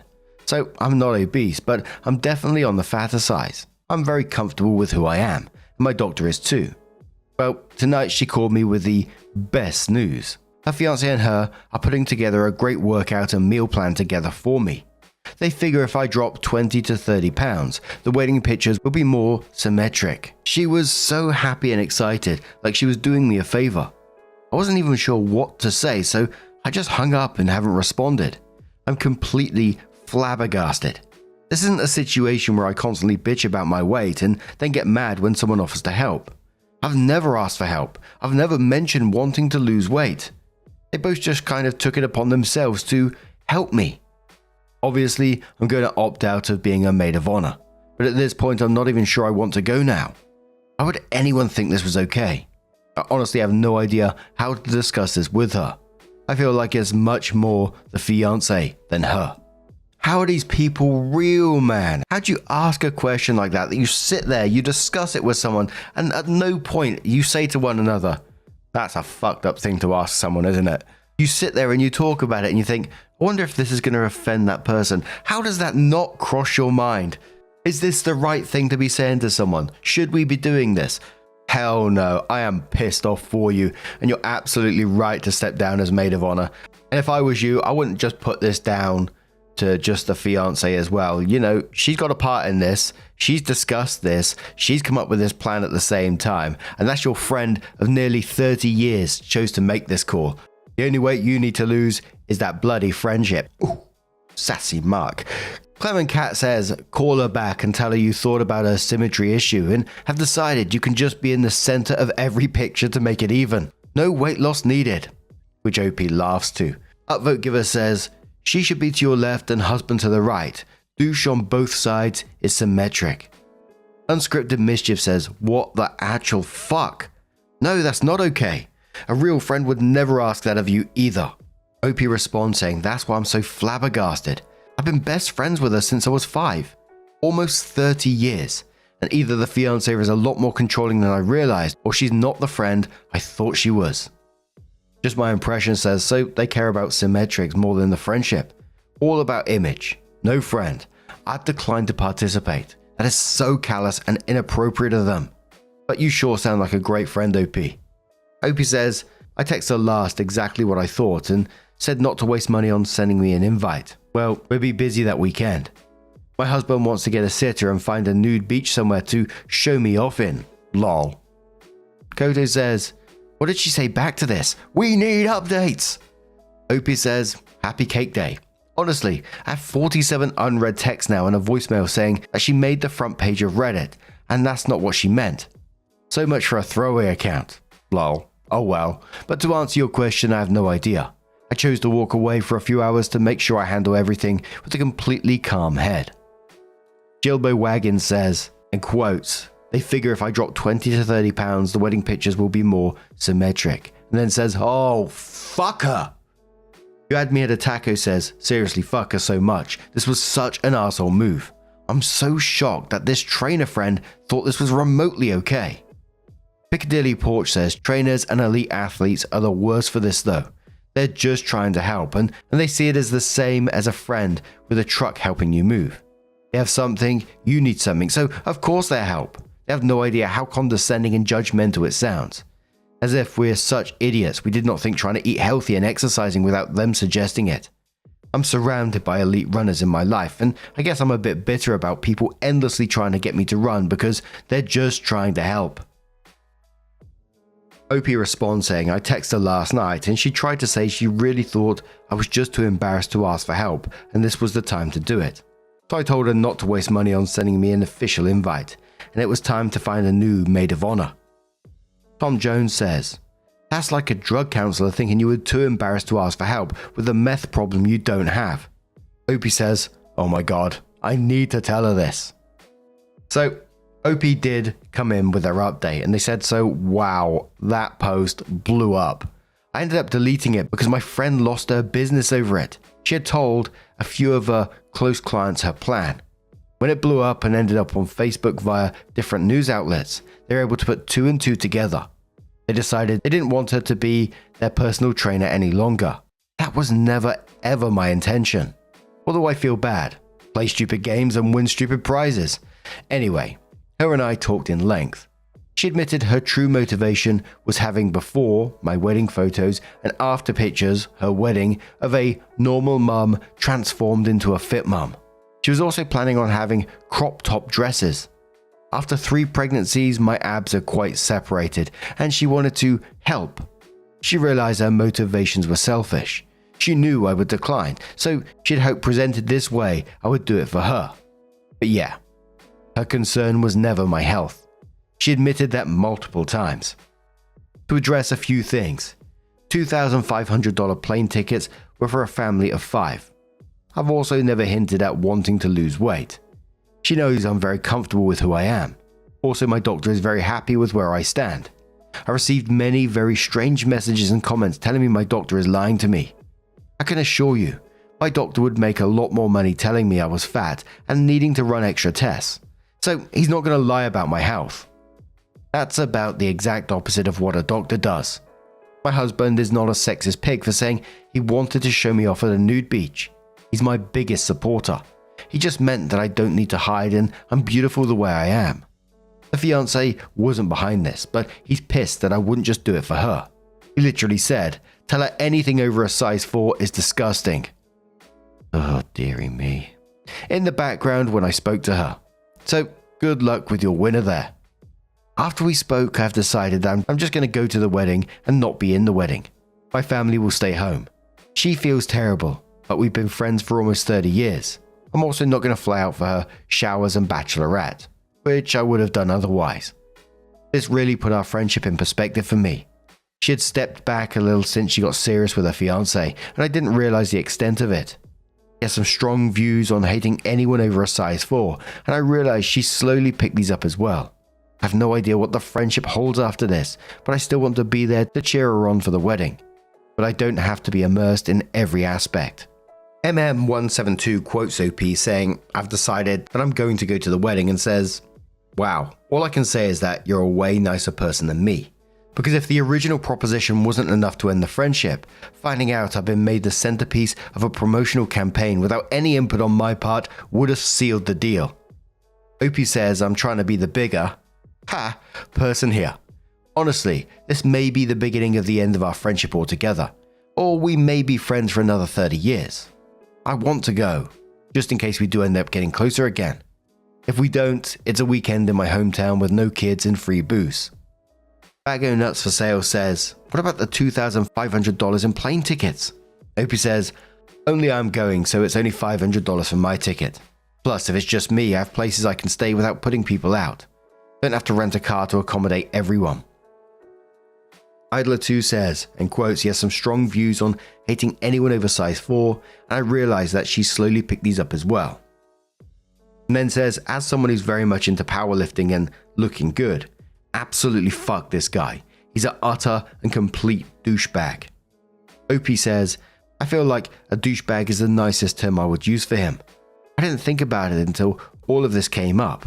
It says cake up, and immediately I can't stop thinking about cake now. But the last few times I visited her at her house, she was dressed to the nines and a full face of makeup every second. When she visited me, without him, I don't think she wore anything but yoga pants and her hair up. So there's a lot going on there. Lake Lady says, thanks for the update, and I hope you're able to be there when her marriage to this jerk disintegrates. Opie says, this was a main reason I want to go to the wedding. He may not have spearheaded this, but his ideals are definitely a factor. If she gains weight during a pregnancy or something, I have a feeling he'd be less than supportive. If this all crumbles, I want her to know I'll still be there. If you knew her before him, this whole thing would have been shocking to you. So there's still hope she'll find herself again. Like the one commenter said, I think you're a better person than me, OP, but I can certainly understand your concerns about this, especially the way that the fiancé or husband, future husband, has come into this with his views, and especially him being a personal trainer as well, with the mindset he has, and he's going to be pushing this onto people, and the potential damage he could cause with the way he talks, saying anything over this is disgusting, etc. If he talks to clients in that way, fucking hell. I understand where OP's coming from. We talk a lot about leaving the door open for friends who's, potentially in relationships that look a bit iffy when you're outside looking in. Yes, she's been absolutely fucking awful to OP. And like I said, I think OP's a better person than me because I don't think I'd be talking to her right now. But OP knows her friend. She's been with her for 30 years. She says this is shocking behavior. So I can understand where she's coming from, and fair play to her for that. But what do you guys make of this situation? Let us know your thoughts down in the comments below. Our next story comes from I Cut Waffles from the Relationship Advice subreddit. And it says, my brother, 18, has been poisoning my girlfriend, 24, for the past 3 years. It starts off. She's always been allergic to lactose very severely, to the point where if she had any traces in her food, she would basically shit herself on the spot ever since she was a kid. My brother and I have always been on good terms and always hanged out together until 3 years ago, when I met my girlfriend. He started getting more distant and mean towards me, talking about how she's ruining our broship and taking me away from our family and him. I told him he was crazy and didn't think too much of it until recently. Going back to 3 years ago when I introduced Katie to my parents, he was livid. I moved out about 6 months later because I was tired of his constant bitching about her coming over to sleep and hang out. Ever since then, we would have family dinners at my parents' every month on Sundays. My family is Italian, so we eat a lot of pasta and sauce. Relevant. My parents always made 2 separate meals ever since they met her. One with no milk and lactose-free milk for Katie, and one for the rest of us. She never had issues unless there was an accidental cross-contamination, which happened every so often. The problem was, every month at those dinners she was getting sick to the point of rushing to the bathroom and having excruciating diarrhea for an hour with severe cramps. Every single time. At one point I started refusing to go and my parents kept insisting, so I gave it another try. It was fine for a few months and then it started again. This goes on and off for 2.5 years. I got really mad last week and got up in the middle of dinner and said to my parents, something is up and someone is messing with Katie's food. My parents go quiet and ask me why I would say that. My brother turns rather pale and stops smiling. I knew it was him. I confronted him and he started crying, saying he felt like he had to get payback at her for stealing away his big brother, that it wasn't fair. He said he was adding milk to the batch made for her and he had no regrets. I was absolutely livid. Katie as well. She excused herself and asked me to drive her back to our place. It's been 3 months and she cut contact with my parents. Katie refuses to talk to them anymore because they should have had my brother in check and given him a worse punishment. He literally got a talk, a smack behind the head, and that was it. And said she can't believe I didn't stop talking to them as well. My parents, on the other hand, are mad that we let this little incident break our relationships. My girlfriend says if I keep contacting them and insisting she forgives my brother, she's going to leave me. I love this girl to death. We've got plans to buy a house eventually and have kids. On the other hand, I love my parents too, but I can't have both anymore. What should I do? Absolutely no, she's totally right to be cutting contact with them and the family who's just downplaying this kind of behavior, causing her severe pain and distress. And the reason? Because he was jealous and them just playing it down like almost like, oh, that little tyke, what's he doing now kind of thing. That is incredibly dangerous behavior. And I would say anyone who's minimizing years of intentional poisoning as a little incident isn't safe to be around either. But Sofa King Great says your brother is an evil, selfish, petty little fuck and you should distance yourself from him until he grows the fuck up. You didn't ruin your broship with him. He did. Bang Bang says, right, I'd point out to the brother exactly how his actions have ruined their broship, and how because of his actions, their relationship will never be the same. Even if he does choose to forgive him and continue having a relationship, the trust is obliterated. And I would make sure to point out to him that it is a big if in regards to continuing the relationship. Sunflower says in quotes, my girlfriend says, if I keep contacting them and insisting she forgives my brother, she's going to leave me. And says, I don't blame her. Why would she want to forgive or speak to people who would sweep your brother's horrible behavior under the rug? Your parents had to know he was doing it. That's why they asked you why you thought that instead of immediately denying it. She has a choice. Either she stays away from them entirely or she bounces. So OP came in with their update and said, I've read over 200 comments from you guys and it just validated my mind that my family is fucked up. I contacted my mum and confronted her about why she would defend my idiotic brother, and she basically said he was young and stupid. I told her a few of your comments and that Katie could press charges, and she broke down crying, saying he won't do it again. Hell no he won't, because I told her I decided to cut them off for good. Katie was actually relieved when I told her that I was on her side and cut them off. Basically told me she was going to dump me for being an idiot who couldn't support his girlfriend of 3 years, when she was basically being tortured for fun. I'm just glad she didn't, and that we're getting through this together. Thank you guys for every comment, even the ones calling me out for being an idiot, trying to make Katie forgive my brother for the horrible things he did. When you're faced with this kind of dilemma, and you've been close to your family for over 20 years, you get blindsided. So me and Katie cut them out starting today, and we plan to move to the USA next year. We always wanted to live there, and finally be away from them. The top commenter on this one said, a happy ending was never in the works, but you managed to find the best possible outcome. Your brother is really fucked. Your brother really fucked you, your girl, and your family over. Your parents' position is ridiculous.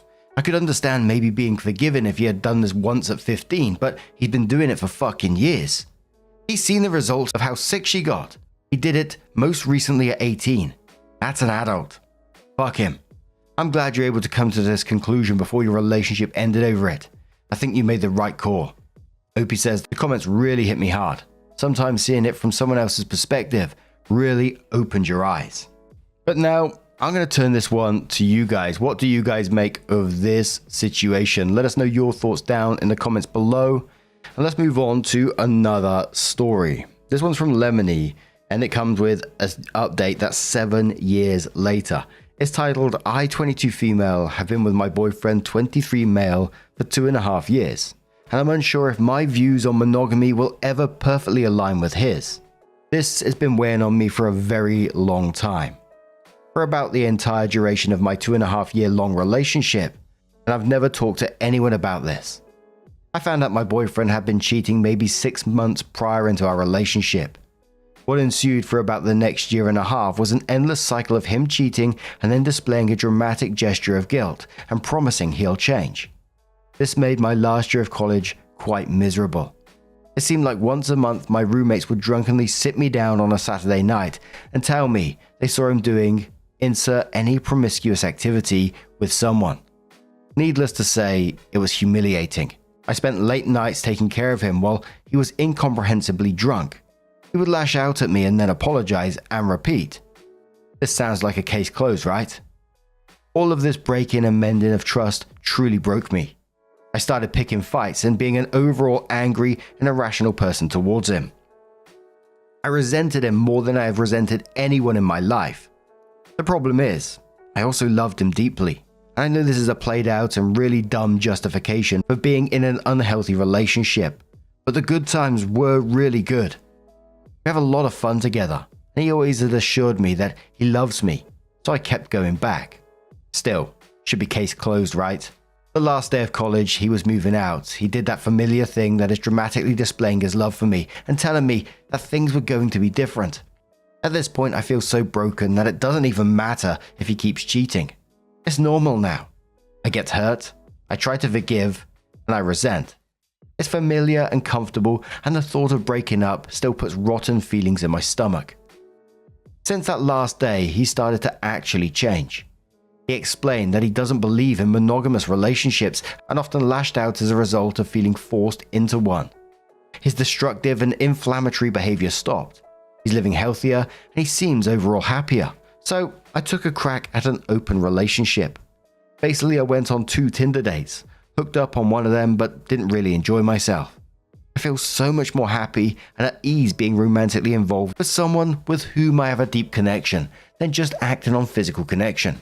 Not only did I find it particularly exhausting, but it didn't feel like I was doing it for the right reasons. It only felt like I was trying to get back at my boyfriend. After all the push and pull and manipulation, I can't shake the resentment I have towards him. I really do want to try to completely forgive and stay in his life. However, it seems the only way that can happen is if I am content with an open relationship. And I still can't tell if I am or not. Maybe it's just too soon and the wounds haven't healed, you know? I'm confused because he openly tells me about any hooking up that he does. He recently kissed a good friend of his, which is what prompted this post. And I'm not sure if what I feel is jealousy in that present moment, or if it sends my emotions back to the really bad paranoia-filled days when I was never told the truth. It could be a little of both, but either way, it doesn't feel great. But also not necessarily terrible. I'll be honest, it feels a lot better now that he doesn't hide any of it from me. I know that the healthiest thing to do here is just to break it off. There's been too much broken trust and too much negativity for this to mend itself. But I'm sure many of you know it's not that easy. We care about each other deeply. We enjoy each other's company and pretty much never stop smiling and laughing when we're together. And I feel like now, since we're both trying to focus on happiness and positivity, things could get better quickly. If only I could make up my mind on how I feel about this. And at this point, it feels impossible to break up unless I have some eternal sunshine of the spotless mind-like mechanism. I care very much about this person, and I feel like I'd do anything to make it work. Also, I'm aware that I've been pretty foolish up to this point. I can't seem to justify to myself or anyone else my desire to stay in the relationship, and I also can't bring myself to leave. Perhaps I put too much faith into one person. I'm hoping that feedback on this will bring me more clarity. Whether that's telling me I'm an idiot and should leave immediately, or that things are looking up and it will work out in time. I welcome and appreciate it. What would you make out of all of this? What would you do?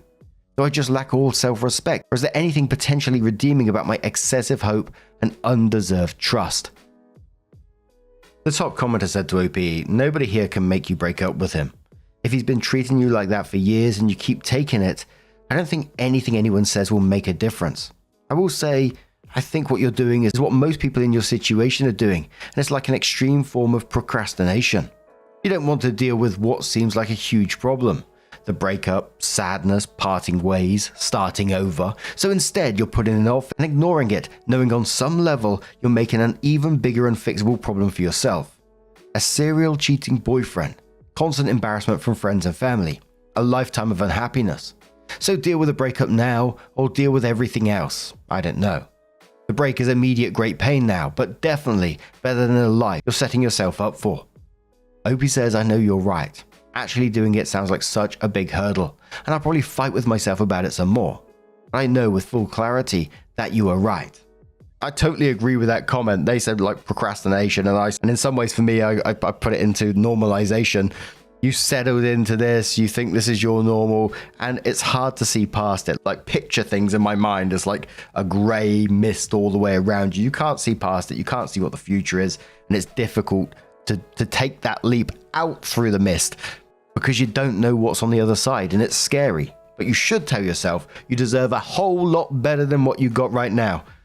I mean, that is rock bottom, isn't it? But a commenter says, I mean, he just doesn't sound like the guy for you. Or many others who want stability in a relationship. But anywho, he sounds extremely selfish and self-serving. This relationship does not sound fulfilling to you at all. Try to picture what your best future relationship could look like with person X, somebody you don't yet know.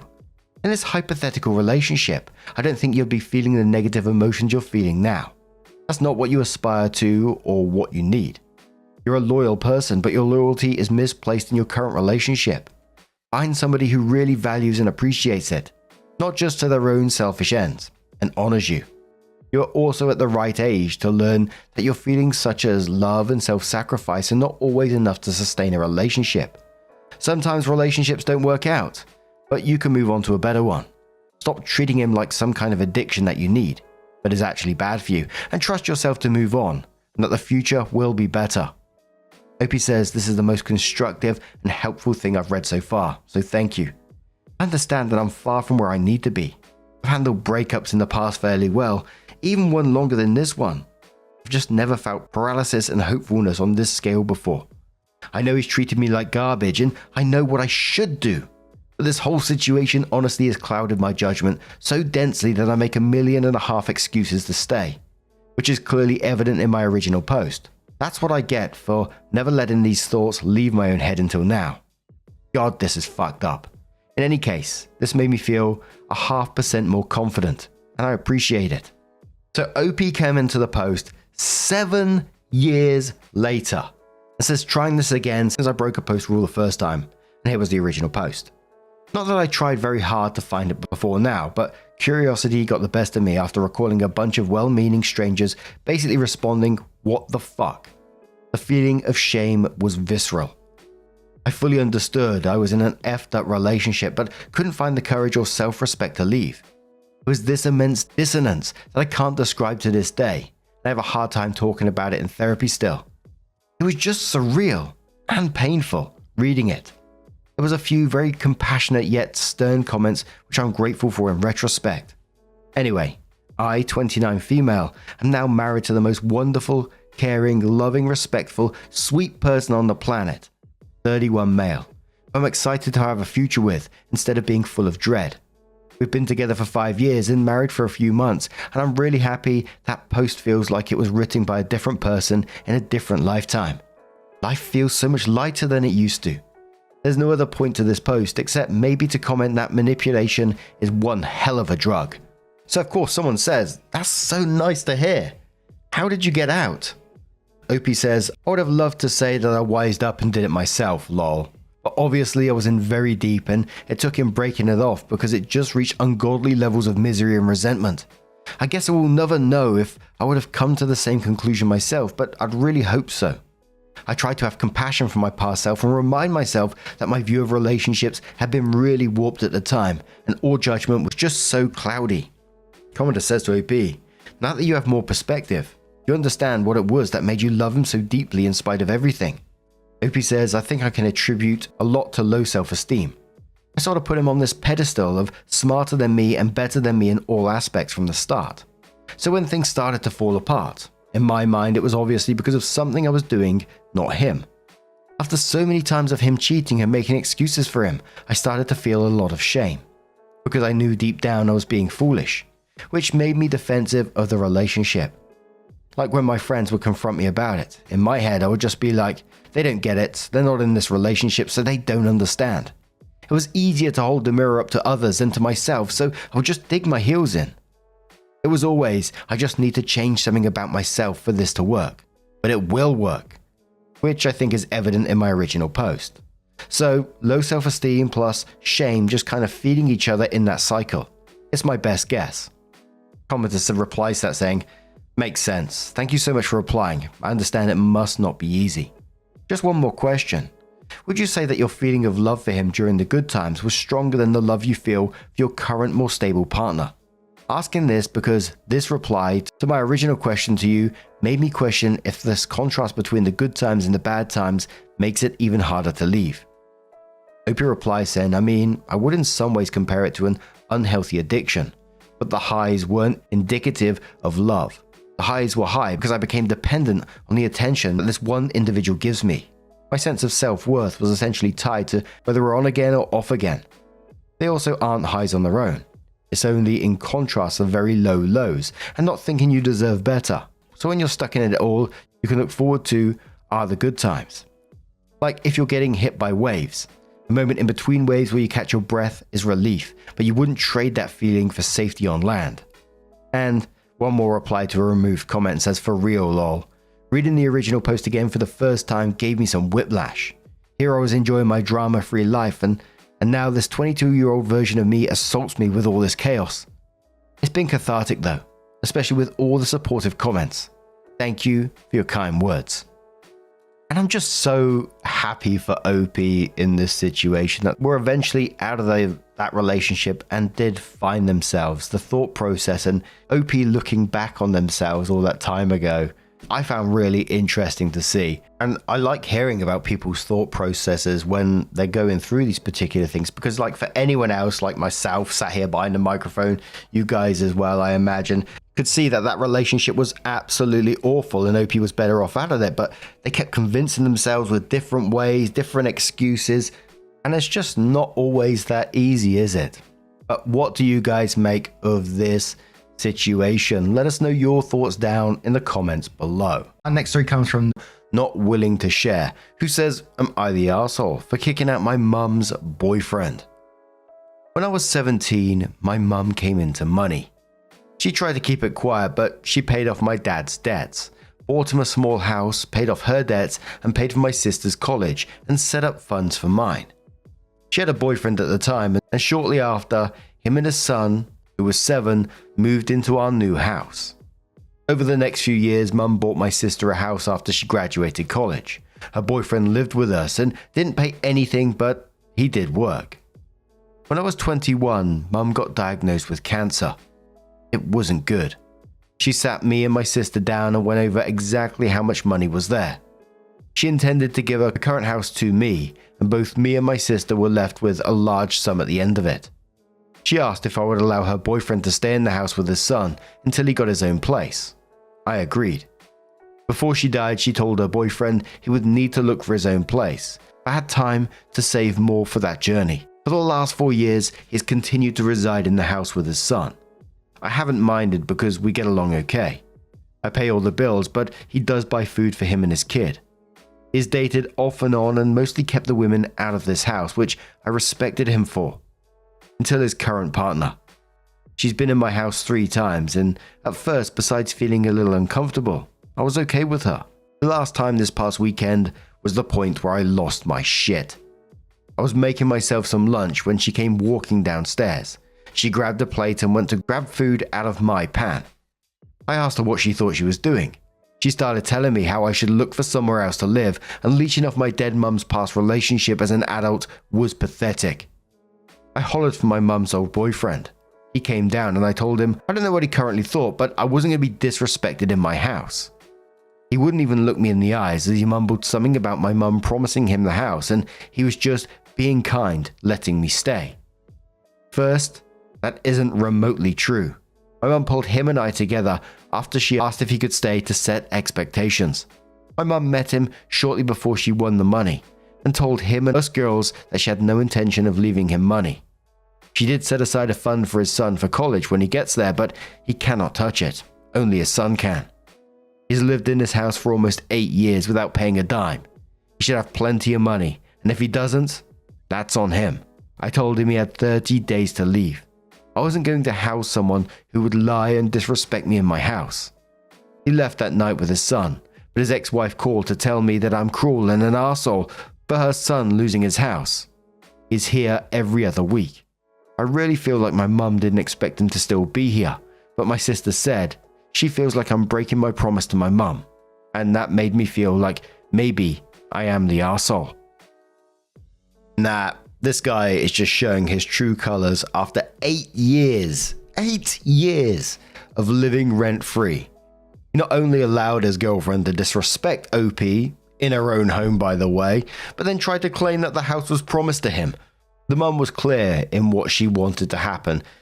She had that discussion with both of them to ensure that there was no misunderstanding. She was generous with it. OP's been generous with it. If I was in his situation, you'd just be incredibly grateful for OP for allowing him to stay the amount of time that he has, rent-free. Myself, I'd be trying to make her life as easy as possible. And don't let him guilt you about your mum. Your mum would want what's best for you, and, having him out of there right now needs to happen. Good advice Gay says, not the arsehole. The critical part here is that your mum asked you to let him stay until he got his own place, and give him time to find one. In that time, instead of looking to move somewhere else, he continued to settle into life in the house, to the point where he even started bringing a new girlfriend along. He moved on but didn't move out. Him lying to her and telling her this was his house tells you everything you need to know about his actual intentions to leave. You kicking him out wasn't abrupt. The clock had run out on your mother's kindness and your obligation to her a long time ago, and he was living there on generously borrowed time. Curious Brad says, if it happened exactly how you said it, you're not the arsehole. If she did say he had time to save, but would need to look for his own place, that means she never imagined or wanted him staying for long. So you're breaking no promises.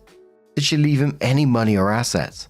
It's totally possible that your mother would be livid if she knew her boyfriend was still living with her son after 4 years. Opie says no, she created a fund for his son for his college, but that was the only money set aside for him or his son. It's a generous amount, enough for 4 years at a high-dollar school.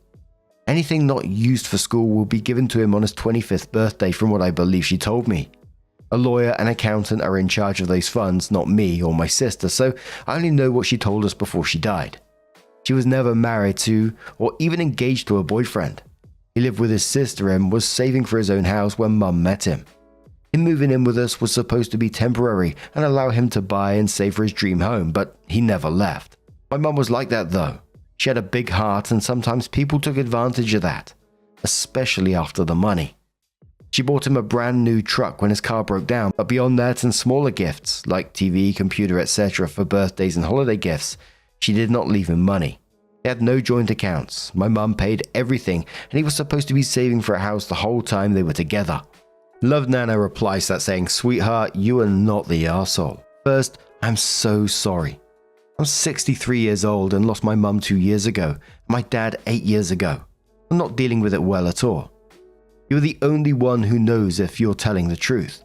It seems very plausible to me, but if he was already saving money for a house when he met your mum, then lived 4 years with her and another 4 years with you, that man is just a loser.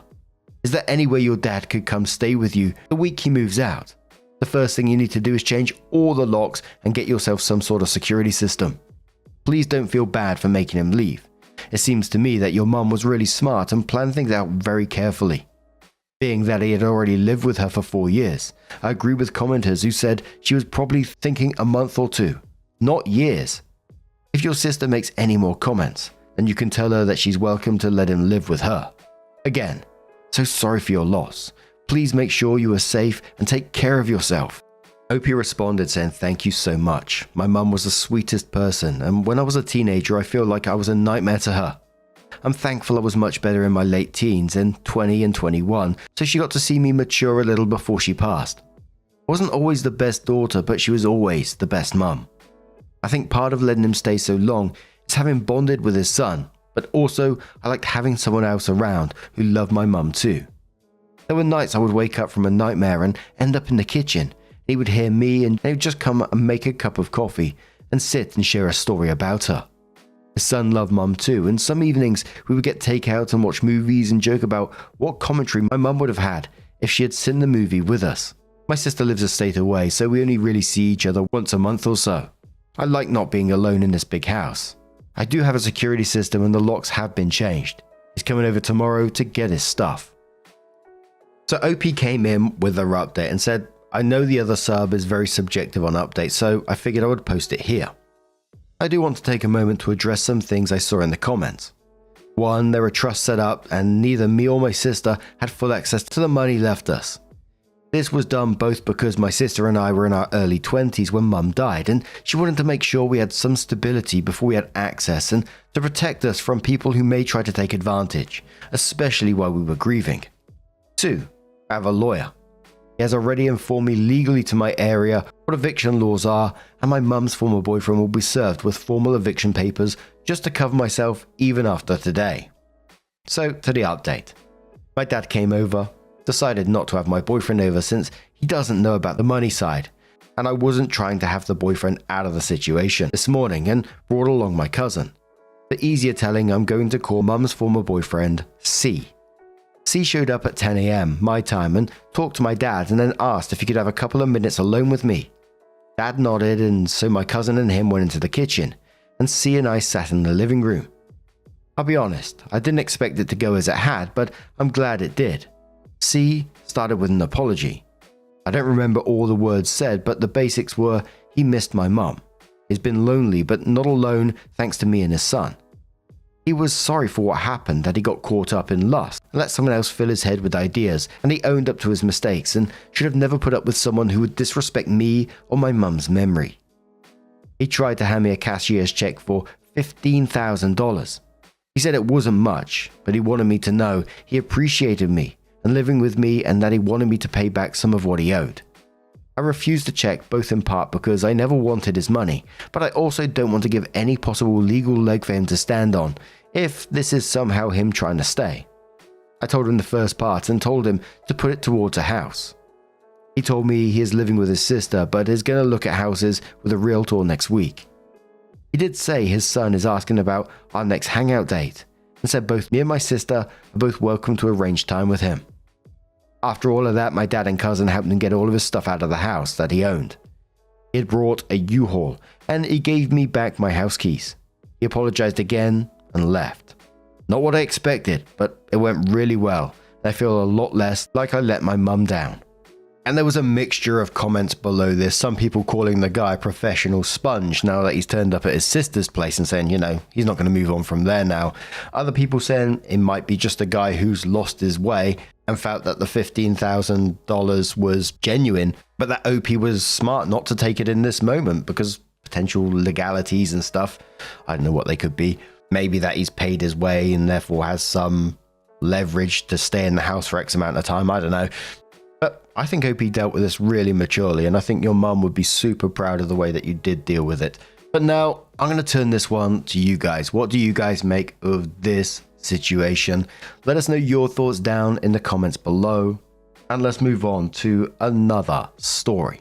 Now, our next story comes from Throwaway New Ring, who says, am I the asshole for forcing my brother to buy me a new engagement ring? I'm 26 male, proposing to my girlfriend, 24 female, on our 4th anniversary, September 30th.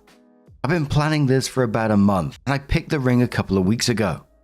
The one I got was on sale, so I managed to get it at a surprisingly low price. Last weekend, I told my brother, 33 male, about my plans, and showed him the ring. He informed me that he was proposing to his girlfriend, 29 female as well. The next day, my brother came to my apartment while my girlfriend was out. He asked me if he could borrow my ring to propose to his girlfriend. I thought he was joking at first, but no. His plan was to propose to his girlfriend, explain he was using my ring as a placeholder, and then take her to pick her own ring later. His reasoning was that he didn't want to spend too much money right away in case she didn't say yes. I've never heard of placeholder rings, so I said no, and the conversation moved on. On Tuesday, he proposed to his girlfriend with my ring. He'd taken it before leaving my apartment. I got distracted at work and didn't notice it was gone until his fiancée sent a picture of herself wearing the ring to our family group chat. I called him to ask about the ring, and he immediately apologized and said he'd keep his promise and give it back to me. But at this point, my girlfriend had seen it and his fiancée had posted about it on social media, so it was pointless for me to propose using the same ring. We fought about it, and he confessed that while he told his fiancée the ring was a placeholder, he didn't tell her where he'd gotten it from. I felt more angry and betrayed about him going behind my back and taking the ring after I said no than the fact that he stole it. I also know his fiancée enough to know she wouldn't like to learn her engagement ring had been stolen from me. So I told my brother I'd tell her the truth if he didn't buy me a new engagement ring. He fought against it for a few hours, but finally gave up and agreed. We went to a different jewelry store yesterday and I picked a new ring. I managed to stay in the price range, but the new one was still $100 more expensive. My brother bought the ring, but is still accusing me of being inconsiderate and childish. He's insistent he would have given me the ring back had I given the opportunity, and I didn't need to threaten him to spend so much money on me. He's now refusing to talk to me. I don't know how to feel about this anymore. I'd usually talk to my brother about these things, and it's surreal that he's the one I'm fighting. I can't tell my girlfriend, and many of our friends overlap. The only other person who knows about this is our mum, who's divided. She thinks what my brother did was wrong and I'm right to be pissed at him. But I didn't have to stoop as low as I did by threatening his relationship. Am I the arsehole? Edit. Accidentally called my girlfriend fiancé. I'm proposing to her on Saturday. I can't tell her about this because I want the proposal to be a surprise. Poe says, not the arsehole. What the fuck is wrong with him? He stole your ring. Does he have some illness or impairment that could excuse this, or is he just the worst brother in the world? OP says he's actually never done anything like this before. We usually have a great relationship. He was the first person I wanted to tell when I first started dating my girlfriend, and that I'm proposing to her now. Rev Ragnarok says not the arsehole, and you may want to consider low contact or no contact. Sidebar, placeholder rings are definitely a thing. I used a less than $20 ring from eBay because I wanted her input on the design and decision of what she'd be wearing for the rest of her life. Edit, I 1000% wasn't defending the arsehole brother here, just saying yes, it's a thing. Tyler says not the arsehole, your brother created this entire situation and is 100% at fault. If it were me, I'd make all 4 parties sit down and explain everything. You might as well rip the band-aid off now because it's going to come out sooner or later, and it will be much worse if it's later. Another commenter says not the arsehole, he stole your ring. That was a choice he made, and it's also the choice that is threatening his relationship, not your reaction and words. It's completely fair if you never trust him again, since he also decided that having that ring was more important than a good relationship with you. And one more comment which says, what am I even reading? Your brother is an absolute arsehole, and you would only do his fiancée service to be honest, if you told her about all of this. I would want to know my SO has this side before getting married to them, to make an informed decision. Your mother is also low-key an arsehole here. You did not stoop anywhere. If he wasn't a liar, thief, and a cheapskate to boot, nothing would have been threatened. It was all his own doing. On the contrary, he almost ruined your proposal because his girlfriend, of course, posted the ring in the group chat. Also, I must wonder, he probably came up with a whole proposal just to be the first one in some weird rivalry with you. He couldn't plan it since he wanted to borrow your ring and could not count on that option before you told him. So he decided to go ahead with a proposal within days, only after you told him your plans. That's honestly nuts. And he has some major complex towards you apparently. And that definitely felt that way to me as well, that he wanted to be the first one to propose, whether it's because he's just jealous, older brother, whatever it may be. It's just way too convenient that you say you're going to propose and suddenly, oh, I'm proposing too. Can I borrow your ring? Like, what the fuck? But OP comes in with an update and says, first, the good news. My girlfriend and I are engaged. I proposed to her on our anniversary, just as I'd planned. She said yes, and we both cried. I love this woman, and I can't wait to marry her. Also, my brother's single. A couple of days after my post, my mum called me and apologized.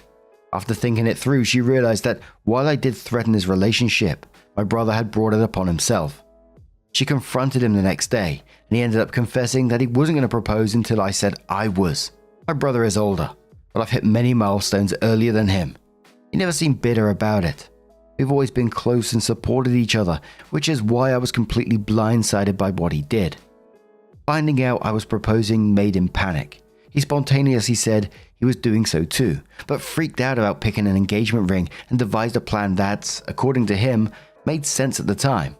Use mine and take his girlfriend to buy a new one later. That plan was ruined when I said no, so he stole my ring. The new plan was to propose with it, take her to buy a new one, find an excuse to visit me the next day, and discreetly return the ring to my apartment. I wasn't even supposed to know it was gone. That plan was also ruined due to his girlfriend's immediate announcement. He knew she was doing it, but not that she'd show the ring. Then he got mad I made him get a new ring, because he told his girlfriend he'd get her one too. So his plan was to spare himself the effort of choosing an engagement ring would end up making him buy two. Basically, my mum got him to admit his whole engagement was a panic move. She said he'd already seemed embarrassed when they started talking, but was a wreck by the time they were done. She told him to apologize to me, and he called me an hour later to do so. He seemed sincere. Many of you said his girlfriend deserved to know the truth, and I agree. The only reason I hadn't done so was because I thought that should come from my brother. So I took the opportunity to tell him that if he truly loved her, he'd tell her the truth. He did. I don't know much of what was said, but she dumped him. He gave me back the first ring and refused my offer to pay him back what he had spent on this new one. As some of you recommended, I waited 2 days after proposing to tell my fiancée what happened. She was furious, but reassured me that she loved her ring more than any other. Since the first one was on sale, I can't return it to the store, so we're thinking of selling it. I haven't forgiven my brother, but because he's never done anything like this before, I'm willing to give him another chance. I'm going low contact for now. He'll have to earn my trust back. I really hope he does. I love him, and I don't want our relationship to end over what he did.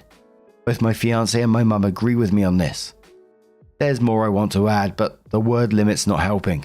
I'll try to reply to more comments this time. Thank you all. And there was a lot of comments after this one, basically just talking about how surprising the behavior was from his brother, saying he's not usually competitive like this, and he's been very supportive of OP throughout their whole life. And OP said themselves that they're not trying to defend him and they're still pissed, but the behavior was super surprising. But it legitimately felt like reading the story and not making excuses for what he did or whatever, because there is no excuses for it. But it just felt like a real panic moment, like, oh, my younger brother's getting married and he's done everything before me, so I need to do it quickly. And like I said, no excuses for it, but that's what it felt like to me reading it. And in some ways, I hope that they are able to build their relationship back up to the point of trust at some point. I mean, I always find it difficult, especially when stealing's involved, but it does sound like There is a lot of love between them.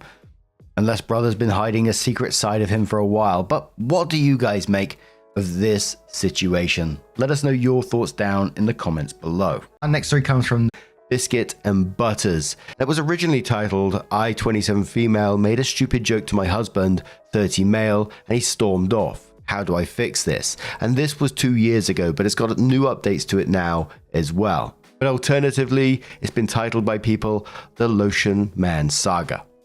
It starts off, hey Reddit, I'm an Instagram snooper, so this is my first time here. I honestly never expected to post here because my husband, 30 male, and I, 27 female, have a great relationship. Of course, I can't say we haven't had our occasional bumps, but it's honestly a dream come true all the way through. Our wedding was April 2021, and we both cried like babies that day. And since then, the sailing has been smoother than soap. The afternoon me and him came home after a little lunch outing with our newly engaged friends, Kai and Marie. It went great, but was like just another outing, nothing special. Though we got some bomb pasta back home, which I'm currently shoveling into my gob since it's too chilly for ice cream. We live in a super tiny apartment, and so he showered first while I got the leftovers into the fridge and stuff. I went in after him, finished my shower, and put some lotion on my palm. I accidentally squeezed too much and dabbed some of it away. After I rubbed it on my face, I still had some of the leftover on my finger, and I did exactly what any perfectly sane person would do. On my thumb, I whipped up a little smiley face and some spiky hair to create Lotion Man. I came out of the bathroom giggling about it and said something along the lines of, hey look, it's Lotion Man. He didn't really react. He just looked at my hand and blinked at me. I honestly was just goofing around and started making a silly voice and saying some random shit sprinkled with some inside jokes. I was blabbing for about a minute before he just up and left. I was of course completely oblivious as he grabbed some of his shit, and I was just smiling and asking where he was going in a kind of playful way. He has a huge truck and we just returned from a trip, so he has enough stuff to last him weeks. So it didn't really dawn on me that he was leaving until he drove away. I honestly feel like Boo Boo the fool for making such a stupid joke and then letting him leave just like that. I texted him a few times and he just said that he's thinking about things and that he's at his brother Tyler's place. I've been texting him non-stop, but he hasn't been responding or reading any of it. He also sleeps really early, so I doubt I can get in contact with him anytime soon. His brother isn't responsive, so I'm just leaving my phone on the nightstand and holding my breath. I don't think it's really dawned on me yet.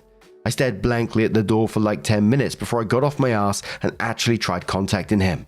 I've been with this man for years and I'm always cracking cheesy jokes. I feel stupid and like shit for making Lotion Man and continuing after no response instead of just shutting up and accepting that I'm unfunny. At the same time, I'm just confused. He's never been at this point, even in our rougher patches. The worst we've done is just take breaks from sex or just talk to one another a little less. Wasn't planning on getting into sex life, but honestly I'm just rambling at this point. I'm all for giving him space, but I can't say I'm not hurt, he's just leaving. And the process of divorce is just so... I don't even want to think about this anymore. Was making Lotion Man as big of a mistake as I think it was? Any advice on getting him back home? Thanks Reddit. Also, any cute subreddit suggestions would be appreciated since it's my first time on Reddit and I want to distract myself. I can't remember if we've read this before. I mean, 2 years ago. I can't remember. We've read too many stories, but Lotion Man does ring a bell. But I think it's fair to say straight away, this isn't about Lotion Man. There's something else going on. And that's pretty much what all of the comments said on this one. There's like, you know, there's something missing in this story because there's no way this is over soap. You know, did something happen when you was out, etc., etc. You know, poor Lotion Man was just doing his thing. There's no need to be rude about that. But Opie comes in with their first update and it says, hey Reddit again. I posted here earlier about how my husband left after I told him a dumb joke. You can find it here. Then shared the link. I followed the advice I got and kept my distance. You all had me really pondering about how much of my relationship was the butterflies and kittens I thought it was. I still firmly believe that everything was absolutely perfect before it happened, but oh well, I have my opinions. So you guys were right about some things and wrong about some things. For those of you who said the lotion thing had nothing to do with it, you were kinda wrong. But for the people who said something happened during the lunch outing, you were right on the money. My husband came back the other day. He apologized and said he was ready to talk to me. I obliged. I tried my best not to be all over him, but quite frankly, I miss this man so damn much. He's my husband after all. He told me the following. I mentioned previously that we went out with our two newlywed friends, Kai, 30 male, and Marie, 29 female. We did have some quality time with all four of us, but often one or more people were missing from the table, considering it was a fusion buffet and the food was amazing. Apparently at some point my husband and Marie grabbed some food together, or maybe before we left, since I know I was talking to just Kai for a while before they appeared and we got to the car. Whatever it was, they were alone together. Marie, the fiancée, told my husband that when Kai proposed, she realized she was in love with him, my husband, though she's accepted Kai's proposal and tried to put her feelings to rest by organizing a lunch out. Though apparently she was charmed or some bullshit because she asked him to run away with her or something. I don't know, but she wanted him to leave me and be with her. Now, Marie is honestly gorgeous, which I hate to say because I'm so pissed off with her. She's the typical blonde, blue-eyed, skinny pageant girl who looks kinda like Emma Watson. I'm not. My husband gently turned her down and wished her all the best, but he says he had her on her mind for a while. We were all college friends, so we know one another very well. When I showed him Lotion Man, it all essentially exploded inside him. I had a hair towel and some shitty old clothes on, and I was giggling over a stupid thing, and apparently my immaturity ticked him off over however the hell Marie was. He got sudden cold feet about our relationship and left for his brother's place. He eventually came back and said he loved me all over again. I was frozen in shock and asked some questions before asking him to sleep on the couch for at least that night. He did, and it didn't really help me sleep. I can't believe it, honestly, that he was considering shitting away all of our relationship for a crush. The more I think about it, the less I can look him in the eye. We went to Thanksgiving lunch together with some of his family, plus some close friends, and we spent last night together. So I think he thinks he's in the clear. I can't lie, and I'm not considering just forgiving and forgetting though. He comes home from work about 6 hours from now, and I don't know what to do next. I have today off. I'm a teacher, and so I'm considering either A, contacting Kai and telling him about what his fiancée is up to. My fiancée begged me not to as Marie was apparently making a spontaneous mistake. B, contacting Marie and chewing her out for trying to fuck up my relationship or having a civil conversation. Less tempting, but it's whatever. C, contacting Tyler, his brother, and asking if he left the house at some point. Tyler's house is very close to Marie's place and I'm worried about that though. I doubt I'll get anything out of him. D, all of the above. Any advice or well wishes, because I'm not in a great place right now, would be appreciated. If I do end up updating, it'll probably be on my profile since I understand this subreddit has a one update policy. Plus, I don't want to update without a definite outlook on the future. I think I've mentioned before that legal stuff scares the shit out of me, so divorce will be tough, but it seems likely.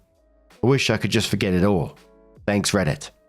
Like yourself, OP, I'd have super suspicions about him going to Marie's house rather than his brother's house.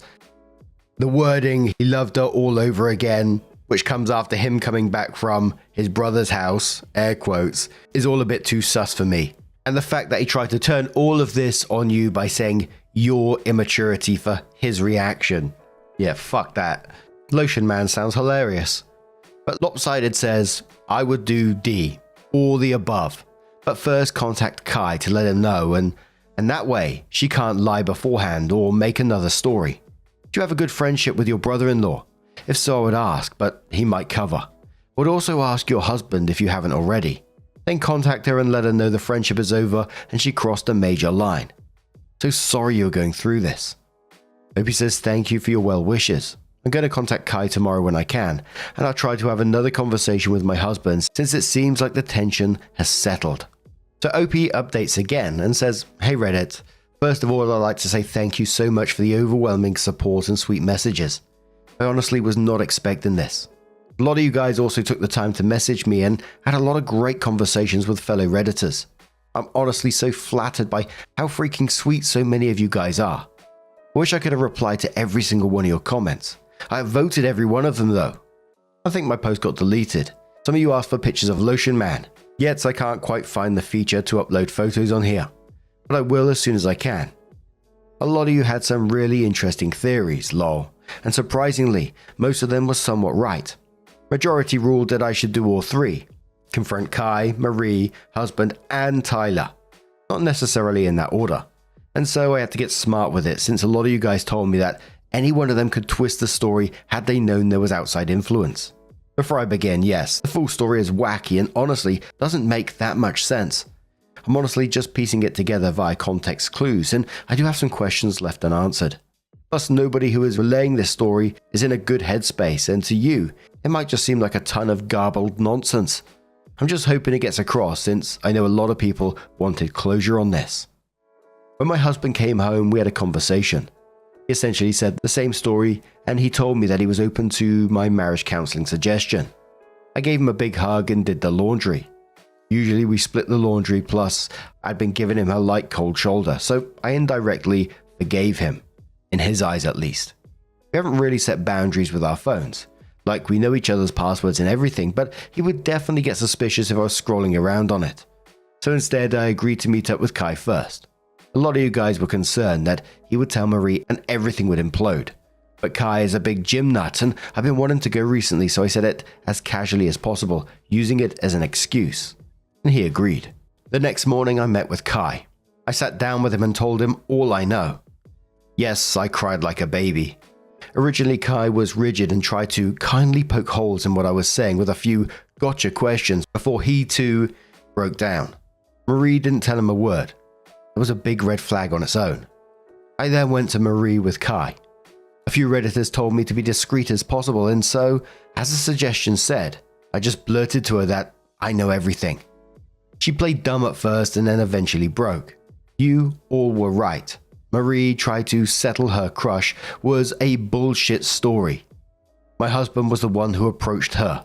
She told me that he asked her if before she sealed it with Kai if she wanted to have a night with him and another woman. Here's the kicker. Marie said yes. But wait, I hate to say it, but that's not all. Apparently Marie has been cheating on Kai for a while with men and women, and my husband has also been cheating frequently. They covered for each other and occasionally met up. At the last moment she declined because she wanted to be loyal to Kai now that they were engaged. As if she wasn't cheating for the majority of the relationship, and he, husband, got all pissed off for a while before saying he's just locked in his apartment now. Cue me showing him Lotion Man. He snaps and gets out of there. Kai and Marie are both arguing, in tears and red at the face.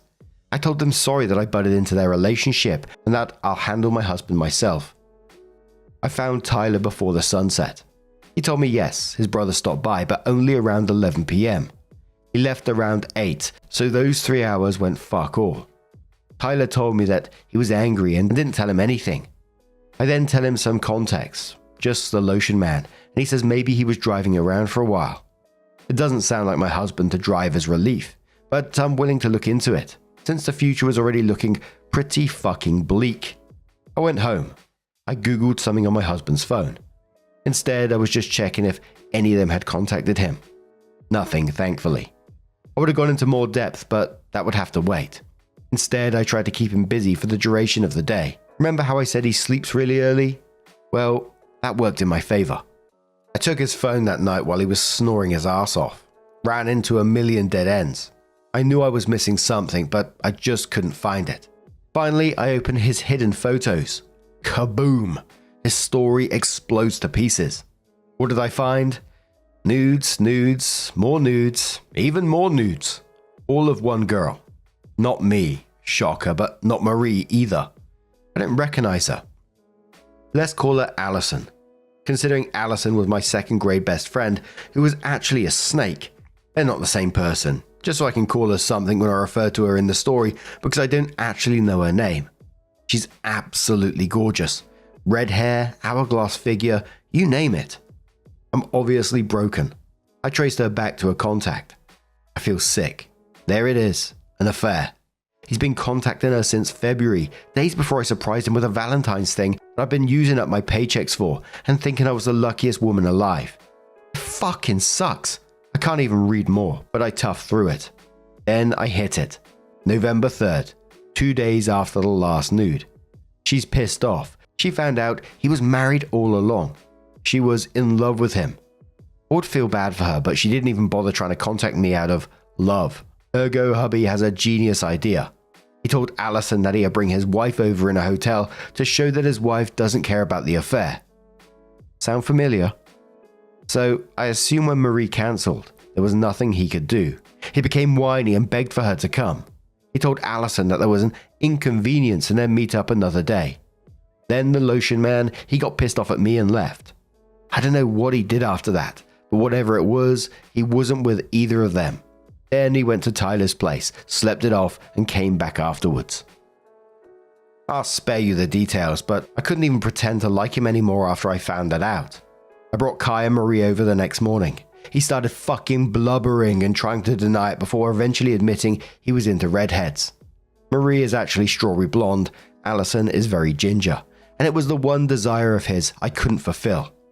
Even if I could see past his bullshit saying that he loved only me, and that being with Allison and Marie only made him love me more. I just said fuck it and packed my stuff. He got more desperate, but even I, the girl who was honestly infatuated with him, knew it was over.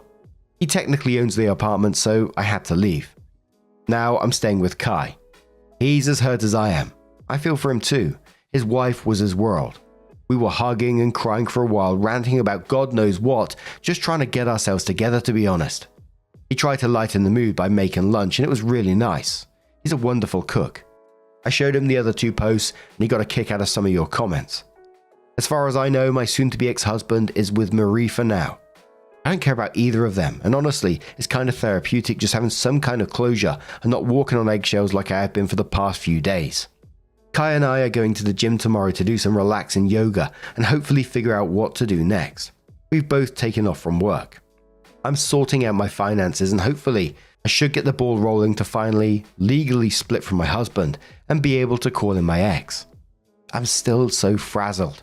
I have at least half a dozen pictures of him and me on my desk, and our wedding picture is my lock screen on pretty much all my devices. I know my students will notice his sudden disappearance from my life, and I'll have to tell him that the guy I've been raving about for the past forever is divorcing me. I have to tell all my family and friends. Kai is my rock in this whole thing, and we'll eventually have to part ways, which hurts me because he's honestly my #1 support system in all of this. Living arrangements, actual divorce costs, law stuff, yuck, therapy, ugh. I still have a lot to go through. I can't believe I thought the relationship was perfect. It's really therapeutic to just write all this down. But Reddit, thank you so much. I've already talked about how much support I received, but honestly, some of your guys' honesty and compliments, for lack of better emphasis, honestly saved my life. I would have been with cheating scum and Kai would have been too. This place is so awesome. There's so much to be seen here. So many nice people checking in on me and wanting to keep up with my story. I'll be coming back for more advice someday though. Just know I've seen all, yes all, of your sweet words, and I continue lurking around for a long time. But this should be my final update for now. Thank you Reddit from me and Kai. So we do have that update that came 2 years later in a second, but the top comment on that one said, wow, what an arse. Sorry for everything you had to go through, but at least now you're out of there. If it makes you feel any better, telling more people about it might actually help you move past this. Dude was a serial cheater and deserves to be put on full blast. I know it's also uncomfortable, but you should probably get tested if you haven't already. Best of luck. Opie says thank you so much. It's bittersweet, but I'm warming up to it, I guess. I've told my family and friends that we're divorcing due to his infidelity, and a lot of them have told me to stop contacting him. They were very vocal about their opinions. But me and Kai got tested for STDs yesterday, after I first saw this comment actually, and we're still waiting for our results. As far as I know, Marie had more partners than my soon-to-be ex, so I'm really worried for Kai. But he assures me he's physically feeling fine, and whatever happens, happens. And one more comment from Frank the Door, who says, OP, keep rocking your lotion man. When you're ready, you deserve someone that will love you and your lotion man. OP says, I have to hop off right now. But there's the recreation of the guy who saved my life. Thanks, Reddit. And OP shared the picture of Lotion Man. And what a handsome chap he is. I mean, who wouldn't find that funny? Someone just coming out of the shower with Lotion Man on their finger. The randomness of it all is just amazing. But as I said, 2 years later, OP comes in with that update and says a complete and utter doozy. Lotion Man, years later. Oh, yikes. That title is a train wreck. Sorry, I'll come up with something better once I get my brain working again. It's that time of year, if you couldn't tell. Check in on your teacher pals if you have any. Lol. Hello Reddit, it's been a while and I finally hopped back onto this account and wow, I honestly don't even know where to start. Seeing so much support even today. Well wishes into the new year, it's all really amazing stuff. I love the internet so much, especially you Reddit. You guys were there for me during the dang hardest times of my life. I saw dozens of messages asking about updates, if I'm doing alright, even people sharing their own stories of nearly identical things happening to them. One of their boyfriends blamed the new puppy. Crazy stuff. She even sent me a picture of the little guy, who looked so blameless. I can't believe this heart-wrenching experience is so mutual, and yet, I can't lose hope in humanity yet. Just because of the waves of love I'm receiving all across the board from you guys. Now it's been about 2 years. Feels like for freaking ever ago. And at the time, it all feels like it happened yesterday.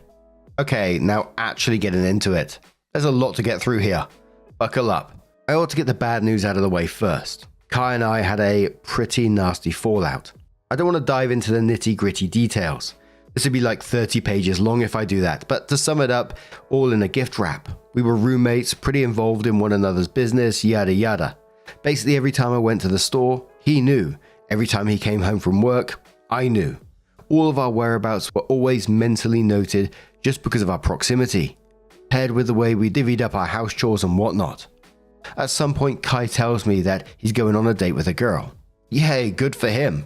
In my case, this was just a few months after D-Day, and I was still in the middle of the messy divorce proceedings. Plus, I wasn't really in the headspace for another relationship, so I wasn't even considering dating just yet. Since Kai and Marie didn't have a ring on it yet, they were able to break it off a little more cleanly, but not perfect, obviously. He went on the date, and then he went on another date, and then it stopped. Eventually, after a week of no dates, I asked what happened out of curiosity, and he told me simply that she had ghosted him. It wasn't until a week later on, a totally random evening, that he drops the sparkly rainbow glitter bomb on me. He had tried to see Marie again. I know, pretty crazy behavior, right? Well, he was telling me this crying and blubbering like a baby on his couch, and I couldn't help but feel bad for him since the road to recovery from a blown-up relationship is rough. He told me that those dates had helped him realize it was over. Like, over. He described it like, and I'm probably mincing my words here, when he first met Marie, she had this sweet girl next door customer service facade, and he got to know her better. He ended up revealing this fun-loving, wild-spirited girl underneath. The girl he says he fell in love with. But then when he met up with her again that month, she was right back to her factory settings, which hurt him deep down because it felt like he started at square one all over again. He not only ghosted her after 2 dates, but he blocked her everywhere. It was a bit of a tough decision for me. It's quite close to home, you know. But I decided to brush it off and console him instead of really caring. Things were clear for another few months after that. In that time, Kai morphed me into a total gym girl. Reading my last post, it's so funny how iffy I was about the gym. Anyway, after those few halcyon months, Kai breaks the news to me again that he's going on another date. This time with a friend of a mutual friend we have. Again, I was like, oh, go for it. And this time again, I was all muddled up in divorce proceedings and still sulking over my crumpled marriage, so dating still wasn't on the table for me. Now, as I mentioned before, we both kept tabs on each other just because of the way our arrangement was structured. So when Kai started leaving at 2 PM and coming home at 8 PM, and his other dates with this girl had these equally long time frames if not longer, I immediately noticed. Of course, I didn't really bring it up since I assumed he was just having a really great time with her or something along those lines. But his absence on date days were noticeable. He'd even request for me to run some of his smaller errands he knew he'd miss on those days just because of how long he was gone. Eventually, I was able to meet this girl, Grace, 20-something female, who was super sweet and was also a teacher. She taught elementary school kids, but still, it was a great thing for us to bond over. At this point, things seemed to be going great. Kai and Grace were adorbs, summer was passing and everything was hunky-dory. I also just about officially divorced my ex-husband. But dang it, those dates were just so long. Even if his short meetups were at least 3 to 4 hours of him just gone. And so I finally subtly bring it up. Kai then tells me that Grace mostly plans their date spots, and those spots are usually an hour or two away from here with traffic. When I asked him where Grace lived, maybe they were trying to meet in the middle, Kai responded with a plain, not sure. At that point, maybe I'd read too many infidelity forums or something, but alarms were going off in my head. Grace probably didn't live too far off, considering she was friends with one of our friends, and after months of dating Kai, didn't even know where she lived, but she had eaten at our place multiple times, and the date spots all purposefully super far away. To me, it sounded a little off. This is where I probably overstepped. I go on Instagram searching her name, and voila! I found Kai's girlfriend Grace in a wedding dress with this guy Mike back in 2019.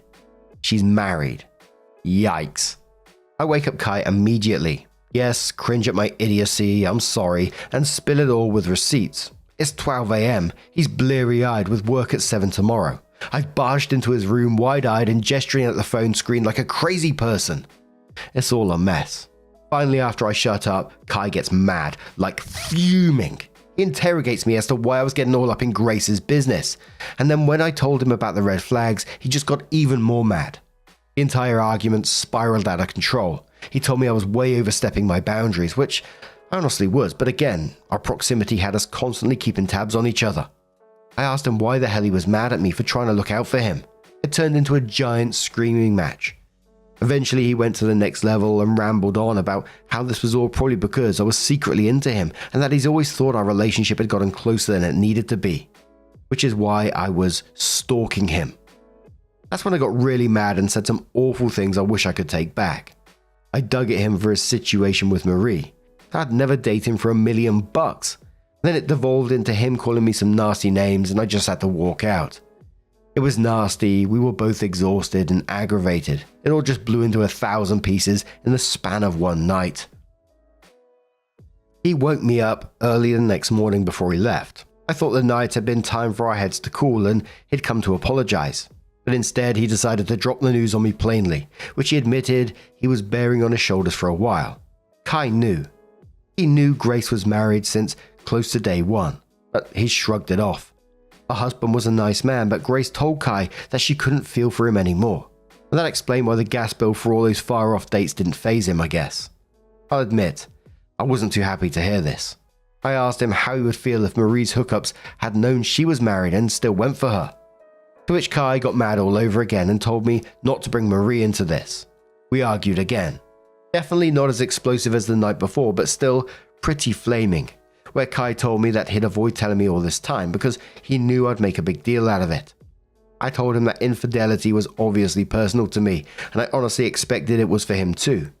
To which he just straight up said it wasn't, and that being roommates with me was exhausting as a full-time relationship. They had no control over who he dated. So I was like, yeah, fine, date whoever you want. I just thought you needed to know that you were helping her cheat. I didn't mean for this to blow out of proportion. He said that was fine by him and just left for work. I wasn't Kai's mother or something where I needed to dictate his relationships. I just thought Kai wanted to know, that he was being the other man here. I know if I was in a relationship with a man who was married already, I'd want someone to tell me. And based off my standards, I'd break it off with said man. But if Kai had different morals regardless of our shared experiences, that was fine too. I just didn't want to associate with someone who perpetuated cheating. I didn't really have to move out of Kai's. He was nice enough not to overtly kick me out and make me homeless, but things were definitely tough and distant between us for the next while, and I'd lost respect for him in all honesty. Him continuing to see Grace and also the idea that he had that I was interested in him, it wasn't great. Finally, I was able to get together all my stuff and move out, to which I moved in with a family friend, and I was ultimately better off even though it was pretty dang far from where I worked. I guess I ought to provide an update on the man himself, my ex-husband. Well, pretty soon after we officially divorced, he got engaged to another woman. Around this time, right after I moved out, I think I just about hit rock bottom.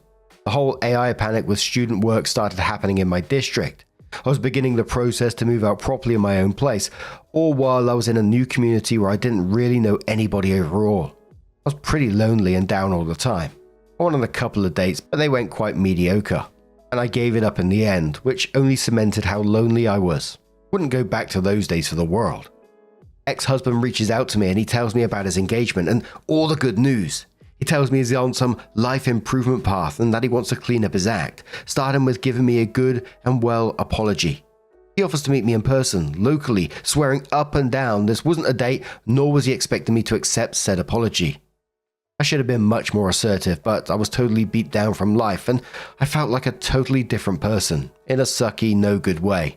So I agreed like an idiot. I thought maybe an apology rather than a loose end would help me feel better about things. It went just as well as you'd expect it to. It started out okay, where we shared pleasantries and actually did apologize about everything. But then he started pressing me about how my life was going. I tried not to tell him too many details, saying the kids are fine, I'm doing fine, whatever else was going on. But I guess I must have said one too many things because he quickly picked up on how miserable my life was. He then had this Cheshire cat grin as he began to boast about his great new life, his hot girlfriend, her shiny engagement ring, and basically how everything was going great and amazing for him. He casually drops that his life has been leagues better than it's ever been, and that our separation was a blessing dressed as a curse. Can't lie and say it didn't hurt to hear the years I put in with him felt like burdens to him. At this point, he's most definitely rubbing it in, and eventually I get fed up with hearing him talk and weasel my way out of there. In the end, I never got invited to the wedding, so did we really make amends? Either way, I totally regretted doing all that. Total waste of my time, and it only dug me deeper into that depression pit. But alas, things eventually started looking up, when you least expect it. After a long while of dragging myself through each day by the hair, I finally went on one more date. I'd lost a lot of weight and looked pretty sunken and pale, so I didn't think I'd make a great first impression. But what do you know? Fate can make things happen like magic. That's where I met my current partner, Chase, 29 male, who is the greatest thing that's ever happened to me. He's so patient, undeniably sweet, so chatty and lively. Seriously, I'm used to being the loud and silly one in relationships, and I used to think I'd like a guy who would offset my energy, smirk and roll his eyes at my jokes, whatever. A lot of people seem to throw themselves into that cliche. But let me give you some sage advice. If you're a ray of sunshine, don't search for the aloof, tall, dark, and handsome Mr. Right. Please search for someone who matches your bright energy. It's so refreshing. I've been missing this all my life, thinking I wanted a straight-laced sucker. I've never felt so much more loved and so complete than I have with this big goofball.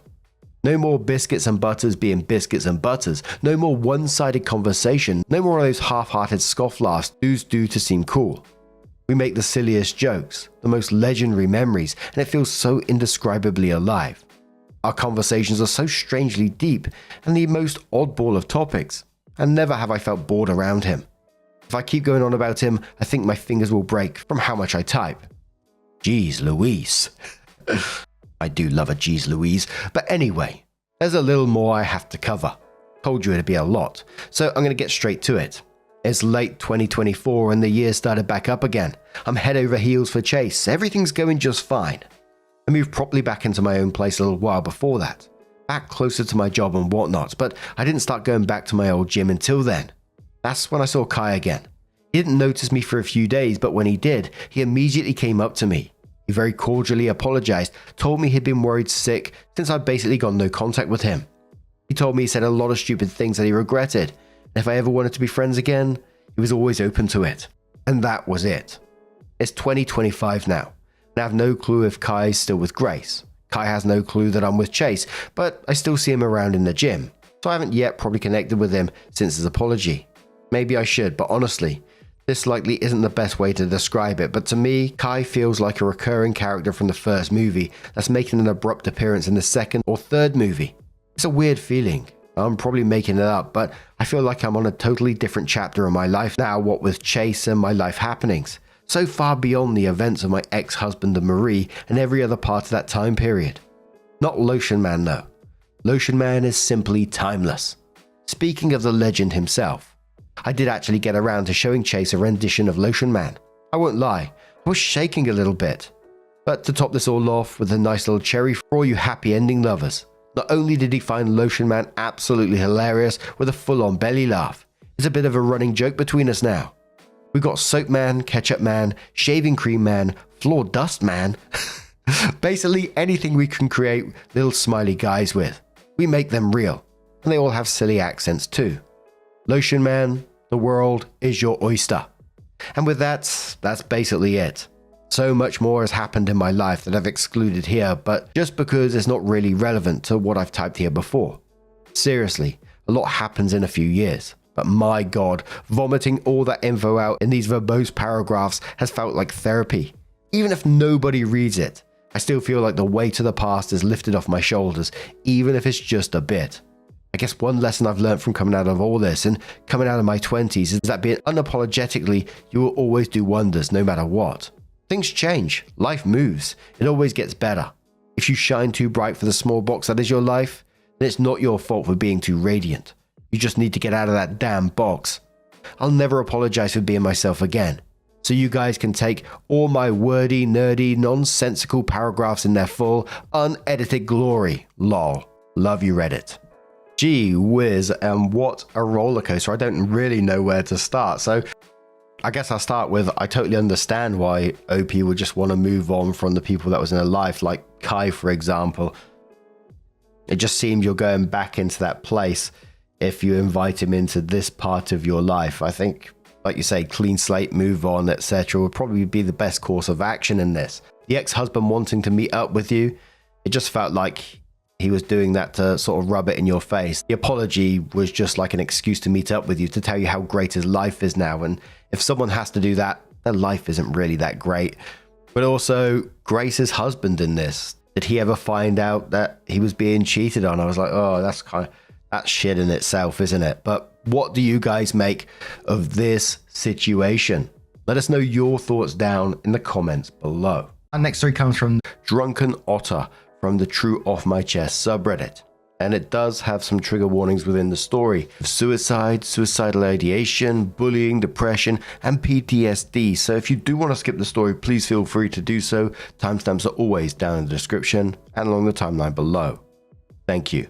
And the title is, I, 21 male, got a friend request from my dead ex-girlfriend, 21 female. In 8th grade, I met this girl, North. She was in my band class, and the two of us hit it off. I asked her out on a movie date, and from there we became boyfriend and girlfriend. She was my first girlfriend, and things were going alright. That was until her dad got a new job across the country in California. North moved away, but we decided to try out long-distance dating through our freshman year. We were not built for long-distance dating. I couldn't protect her from bullies, hug her when she was crying, or tell her it was going to be alright when she told me about her depression. We got into arguments about God knows what, but decided to keep the relationship going because her dad was trying to transfer back closer to our hometown. That was until she stopped texting me around Christmas, and her sister sent me a funeral program and asked me to go to California. North's sister told me that she took her own life because the bullying was getting too much and that I wasn't there for her when she needed me. It broke my heart that I couldn't go to California for the funeral, and for the past 8 years, I've mourned her loss. I spent the entirety of my high school career trying to rebuild myself from all the damages. I went to meetings for people who have lost family members and loved ones. I went to therapy for 4 years and to try and help process the loss. I had to learn how to become dependable because I didn't want it to happen again. And after working on myself for 4 years, I asked out one of my classmates, Lucy. We started dating the tail end of our senior and are about to celebrate our 4-year anniversary in April. Last night, I got a notification from Facebook saying that I got a new friend request. I opened the app and found out that it was from North. She looks older, but it's undeniable that there are pictures of her as an adult with her fiance and a newborn daughter. I spent 8 years of my life believing that she was dead, but here she is with undeniable proof that she's been living a great life without me. My stomach is in knots, my heart is sinking to the ground, and my mind is racing trying to figure out what happened and what I should do. Do I accept the friend request? Do I ignore it and try to move on? I feel completely lost, and I feel like my entire life has been a lie.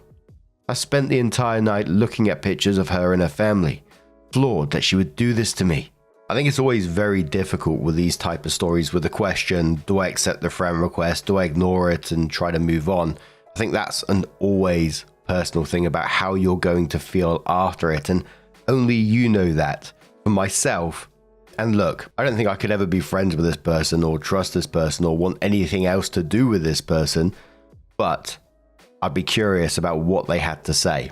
Just from my point of view, I'm not saying OP should do that, but I know myself, I'd need that sort of closure, if you like. But what she did to you, what she put you through is incredibly cruel. Whether she did it out of fear, immaturity, or something else, to fake her death and then leave you in the dark about it is just downright cruel. I'm trying to think of the reasons why she did this. I know there's no excuse for it or anything like that, but just for my own mind, I'm trying to think of why. Like, was it due to the bullying or depression or anything like that? And if she was willing to lie about her own death, what else was she capable of? Which might be harsh to say, but it's popping in my head. Or was this all just an excuse to break up with OP in some twisted kind of way? But in the end, I think you have to remember that you don't owe her anything, whether that be closure, forgiveness, or even a response. I'd lean on Lucy and tell Lucy about the problem as well, because, you know, it could cause potential issues for you. But you deserve peace, and whatever you decide to do, make sure it's for you and not for her. The first commenter says, whatever you do, please discuss this with your current girlfriend as well. She will likely feel betrayed if you take up contact with an ex from which you never got closure without telling her. That being said, I would accept the request and ask her about the fake funeral and everything. You have a right to know. Opie says, Jesus, I didn't even think about how to talk to Lucy about this. I know I need to tell her, but I don't even know how to bring this up. Another commenter says, this is your present. Don't ruin it or hurt someone chasing a relationship with a scammer or AI. Opie says it's not AI. The account is friends with all the members of her family, her dad, stepmom, sisters, etc. This is actually her. A commenter says, might the sister have done it without North's knowledge? Opie says North was the one to stop texting me first. I don't see a world where she ghosts me and her sister just so happens to send her regards. A commenter says, so I don't know if it's the healthiest option, but I would 100% want closure. Accept the friend request and send her a message saying how happy you are to see that she's alive, since you were under the impression she committed suicide. How thankful you are that it was a lie and that you're happy she's clearly in a better place. Don't accuse her of anything. If you feel inclined, let her know that her death led you to dedicating a part of your life to being the person you felt she needed at the time. Let her apologize if she does. Don't feel inclined to accept it, and feel free to let her know she caused a lot of hurt. I wouldn't engage beyond finding closure, and I would 100% would block her after getting it. Opie says, I do want closure, but I don't want to chase it with how stirred up I am right now. I don't know if I'm happy that North's alive. Don't get me wrong, I don't wish death upon her, but I feel upset that she would do that. I dedicated a third of my life to her, and now that dedication feels like it's been ripped from underneath me.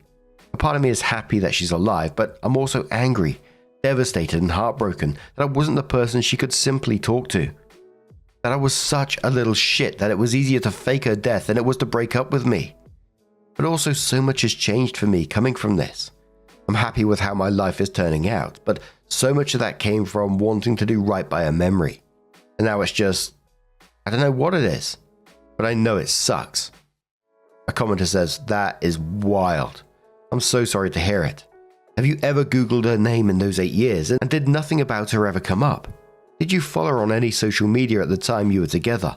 And did all those accounts simply stop updating? Did those accounts have an in memoriam post or anything like that? Opie says, she's always been coming and going with social media. She'd make an account, stop posting for 6 months and make a new one whenever she wanted to restart. I've tried Googling her, but she shares a name with a UCLA professor, so UCLA is the only thing that comes up for miles of scrolling. So OP comes in with their first update, and this is where the first warning of thoughts of suicide comes into it. So just to let you know, thank you to all who have responded. I want to get to each and every one of you, but for now I hope this update will do. For now I've decided to wait until Lucy gets home from work before I make any decision on whether or not to accept the friend request. I want to know what she thinks, and I can always depend on her to keep me level-headed.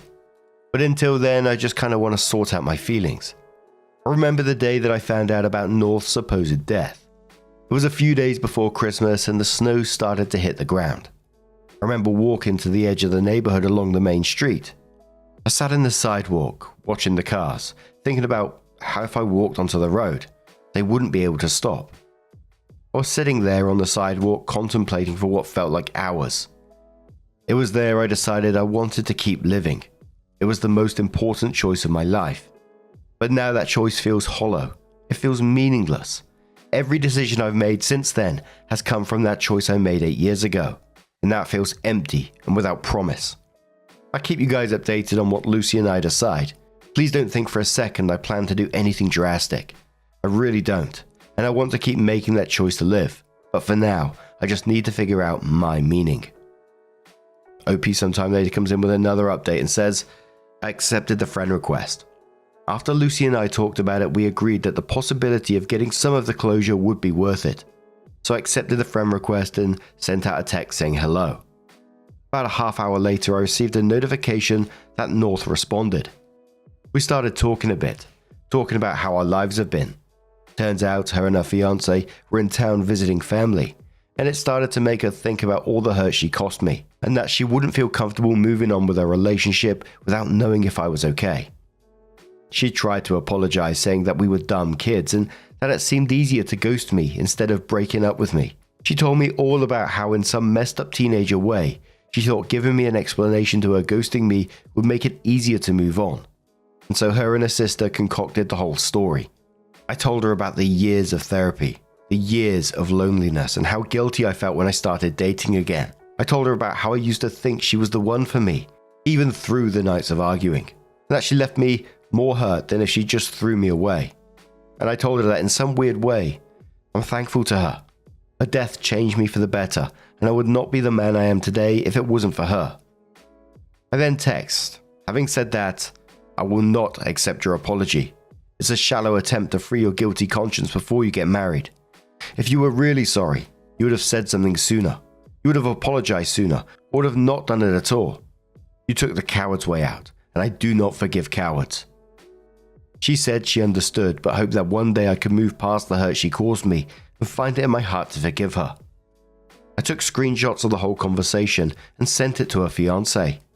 I don't know if he knows the story between me and her, but now he can have enough of an idea that they can start that conversation. Hope they can figure out how to move past it. After all, they look very happy together, and the mistakes of a teenager should not affect their current life.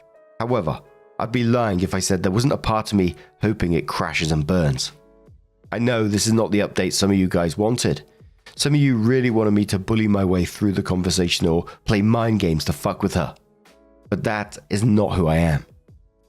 Nor is it who I want to be. On the bright side, I can now truly move on from the relationship that cost me 8 years of my life and put the whole story of North behind me. Thank you to everyone who helped me find the courage to face this head on. Thank you to everyone who sent kind words, and thank you to the guy who DM'd me the number to suicide hotline.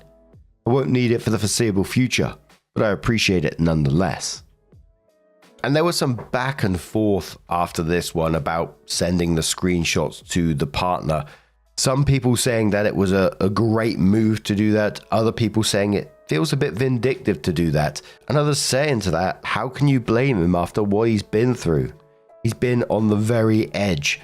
But after that, all I can say is I really wish OP all the best going forward, and I hope you continue to heal after that. And what do you guys make of this situation?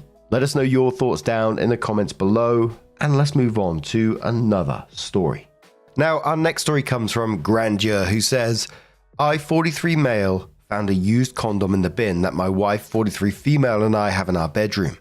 We have not used a condom in the last decade, and I have no idea what I should do now. So, I was taking a nap yesterday in the bedroom when I heard my daughter quietly walking in and asking me if I can give her some money so she can go out with some friends of hers. So I do that, and on her way out, I still don't know how she managed to do it, but she kicked the small bin that my wife and I have in the bedroom. We use it mostly to throw away small things that we are too lazy to get to the trash. I was rather annoyed at getting my sleep disturbed, so I told my daughter to leave it and that I will pick it up. She walks out of the room and I carry on with my sleep. I wake up a few hours later and I notice that the bin is kicked over and that some of its contents spilt out. I start cleaning up when I notice something peculiar. In the pile of papers and napkins, I found a condom. A used condom. My wife and I don't use condoms. I'm pretty sure I've never used one ever since I had a vasectomy after our daughter was born. So the question is, how did one end up here? There is the obvious answer, but I don't know. I keep thinking of different scenarios, but the thought that my wife may have been unfaithful is the first thing that pops into my head, and it's killing me. Maybe I'm just paranoid and there's another explanation, but I don't know how to approach this with her. What should I do about this? How do I start this conversation? I could use some serious help over here. So the first commenter asks, how old is your daughter? Is it possible it's hers? Opie says she is 16, but I don't know if she is sexually active. My wife and I talked with her about sex and how to stay safe, so I guess it's possible. I just don't know when she could have done it, you know. She mostly stays at home and focuses more on her school than social stuff. She barely stays at home alone and most of the time she has friends over. They are mostly other girls. I don't know. Maybe it's hers, but I have no idea why she'd throw it away in our bin and not the one where we usually throw the trash. Veyron says, if you're up for it, could you give us an update for the resolution? On topic, as mentioned by some others, there's two possibilities. It's either from the activities of your wife or your daughter. Acquiring the truth is paramount here. First, how is your marriage? Do you and your wife argue a lot? Are you intimate often? Not necessarily sex. Have you drifted apart at all? Second, are there periods of time where you and/your wife are away from the house? Are there extended times when your daughter can be alone at your house? Has she expressed interest in boys/men that you're aware of? Opie says part of the reason why I said that nothing makes sense is that because my wife and I have good relationship. Nothing out of the ordinary. She's acting like a normal lovey-dovey type when she is around me. We go on dates and do normal things like a normal married couple would do. So it wouldn't make sense for her to cheat. Bayram replies saying, then your wife is the first person you talk to. You are partners after all, and like others have suggested, don't accuse her of anything. Pay attention to the way she speaks and her body language if you can. If nothing seems off, then it comes down to approaching your daughter with your wife at your side. The truth will come out eventually. A commenter says, you never mentioned how old your kids are. They could have used it and tried to dispose of it there instead of their trash, but I mean, probably your wife is screwing someone in your bed. Opie says, I have 3. 2 boys and my daughter that I mentioned. My oldest is 25, but he is living abroad with his wife and barely comes home. The other is 22 and is away for college, and my daughter is 16. She lives at home, and I can agree that maybe it is hers. I have no idea why she'd throw it in our bin. It just doesn't make sense. Nothing makes sense since yesterday, and I just don't know what to do. So Opie did come in with her update and said, I posted earlier this week about my issue and honestly had no idea it will blow up this much. Something like 500 plus comments on it and 1,400 upvotes. So thanks for that. Also, I expect that not a lot of people that read this post would remember my previous one. I can't update it properly since it's on the sidebar that you can't update locked or removed posts, so I have to post this as a separate submission. If you want to read some of the comments on the previous one, go to my account history and you can find it. The best way I can describe what happened for those that are unfamiliar with the story is that I found a used condom in my bedroom trash can. My wife and I don't use one ever since I had a vasectomy done like 10 years ago, so it didn't come from me. I will admit that the first thing that popped into my head was that infidelity was involved, but like many of the people that commented on my previous post said, it could have also just as easily come from my 16-year-old daughter. That she is a teen and, you know, they're notorious for doing some dumb shit, like having sex in your parents' bed and tossing the condom away in their trash can. It didn't sound plausible at first, mainly because I guess I'm not ready to see my little girl in this light. You know, being sexually active and all that, even though I expect her to be. But after some time has passed and I had time to sit and think, it really would have made more sense for her to do something like this than my wife. I spent the entire next day with my wife. I posted on Tuesday, so this is happening on Wednesday. I had a completely crappy day and my mood was pretty sour. And my wonderful wife picked up on that, and she literally spent the entire day trying to cheer me up. She took me out for lunch at my favorite place, even though she is not really a fan of this restaurant. We played tennis together, even though she doesn't like this sport. She even helped me out with a hobby of mine that I love, and while she doesn't partake in it, she never voiced any disapproval of it. In fact, she encourages it. It's those small things that she does that makes me feel appreciated. They're a reminder to me that my wife really loves and cares about me. That day I realized how much of a fucking idiot I am for even thinking she's capable of hurting me. I felt like an asshole for even considering the idea. So I told her. I told her everything. I told her about the condom and how I felt. The mixture of shock and surprise in her eyes when I told her that I found a used condom in the trash can were genuine, and that was enough for me to know she had nothing to do with it. So I told her that I'm thinking that it came from Cara, our daughter. We were going back and forth when we heard our son coming into the room and saying, "I'm sorry." I should point out that the son in question is my middle child. I have an older son that is 25, this one is 22, and my daughter is 16. My wife and I looked at Simon and asked him what he means. My son then went on to explain his story. About a month ago, my son, his brother, and his brother's wife were at home while I was on a business trip, and my wife and Cara were visiting her parents. So one evening, Simon, his brother, and his sister-in-law went out for dinner, and after that decided to go to a club.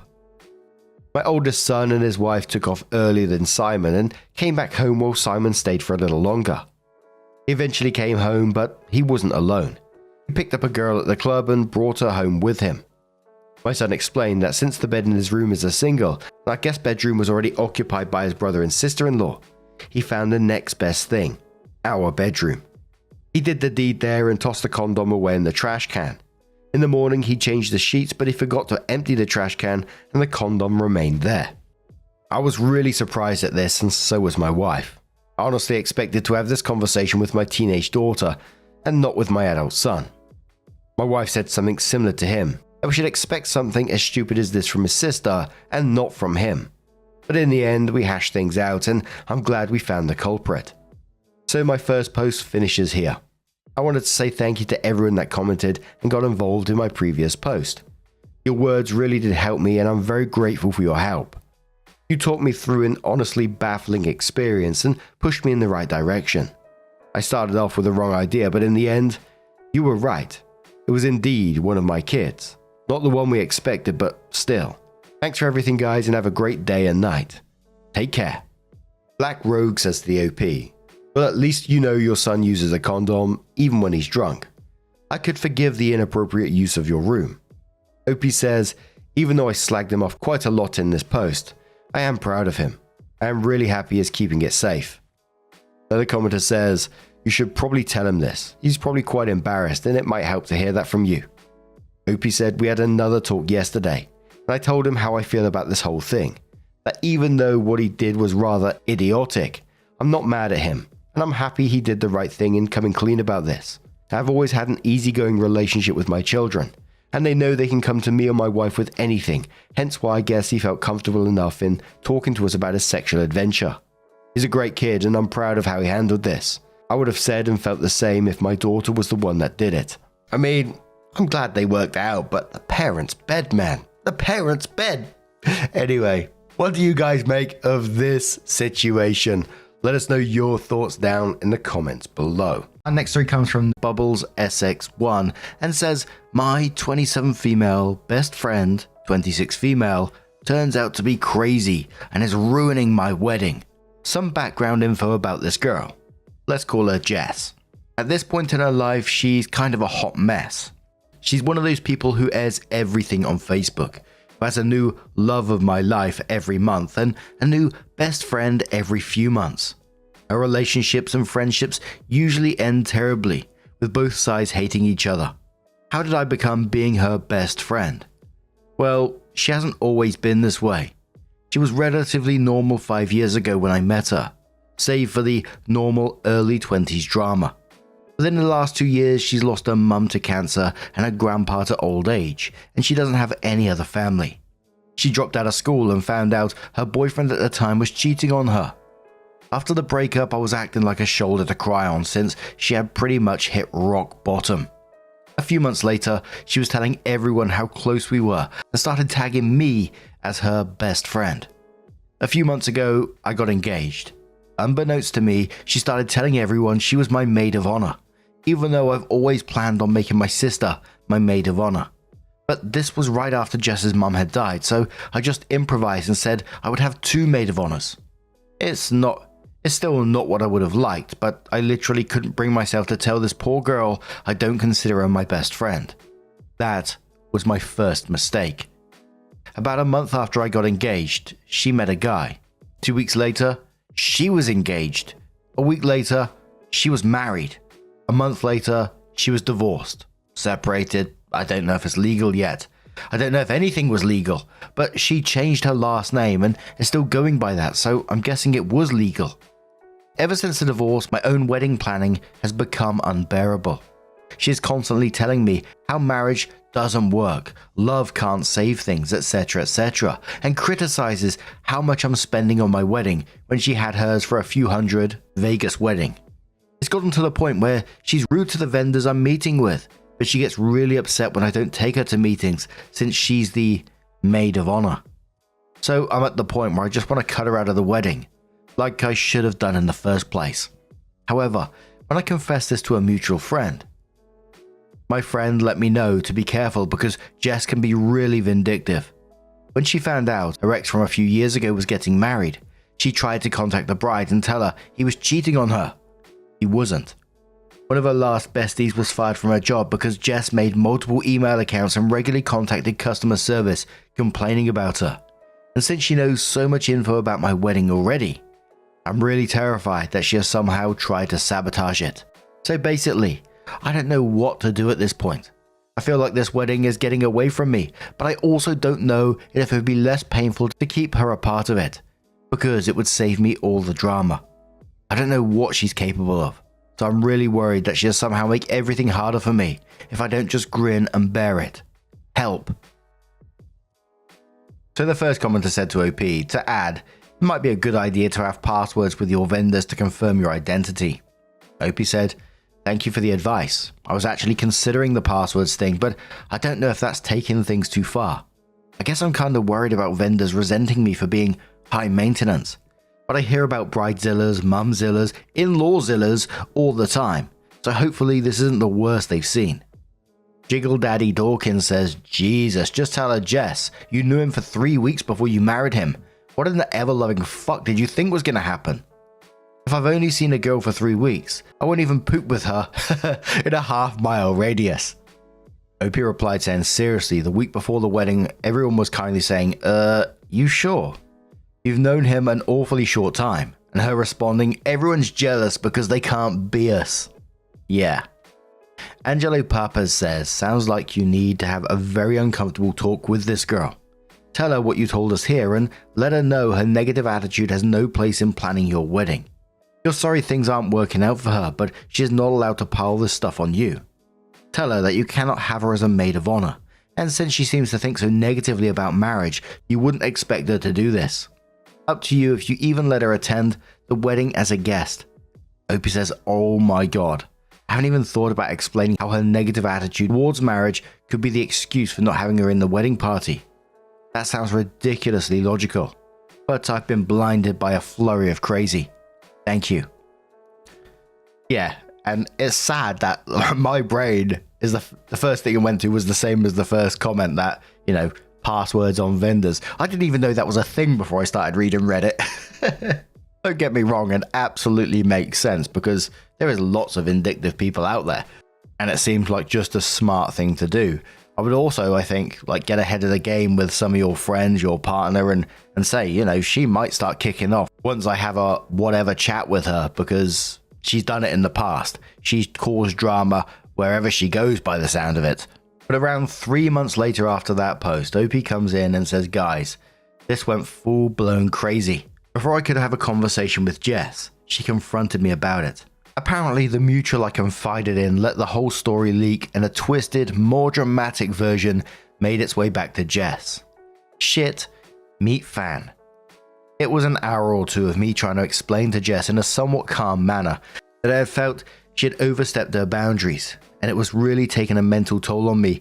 Well, she yelled about what a terrible friend I was, and how she's tired of putting all her faith in the wrong people, and how she was tired of trying her best to be a good maid of honor. I made the mistake of pointing out that I never asked her to be my maid of honor in the first place, and she responded with, well, then I must be delusional. The first step is admitting you have a problem, so progress? Needless to say, we aren't on speaking terms.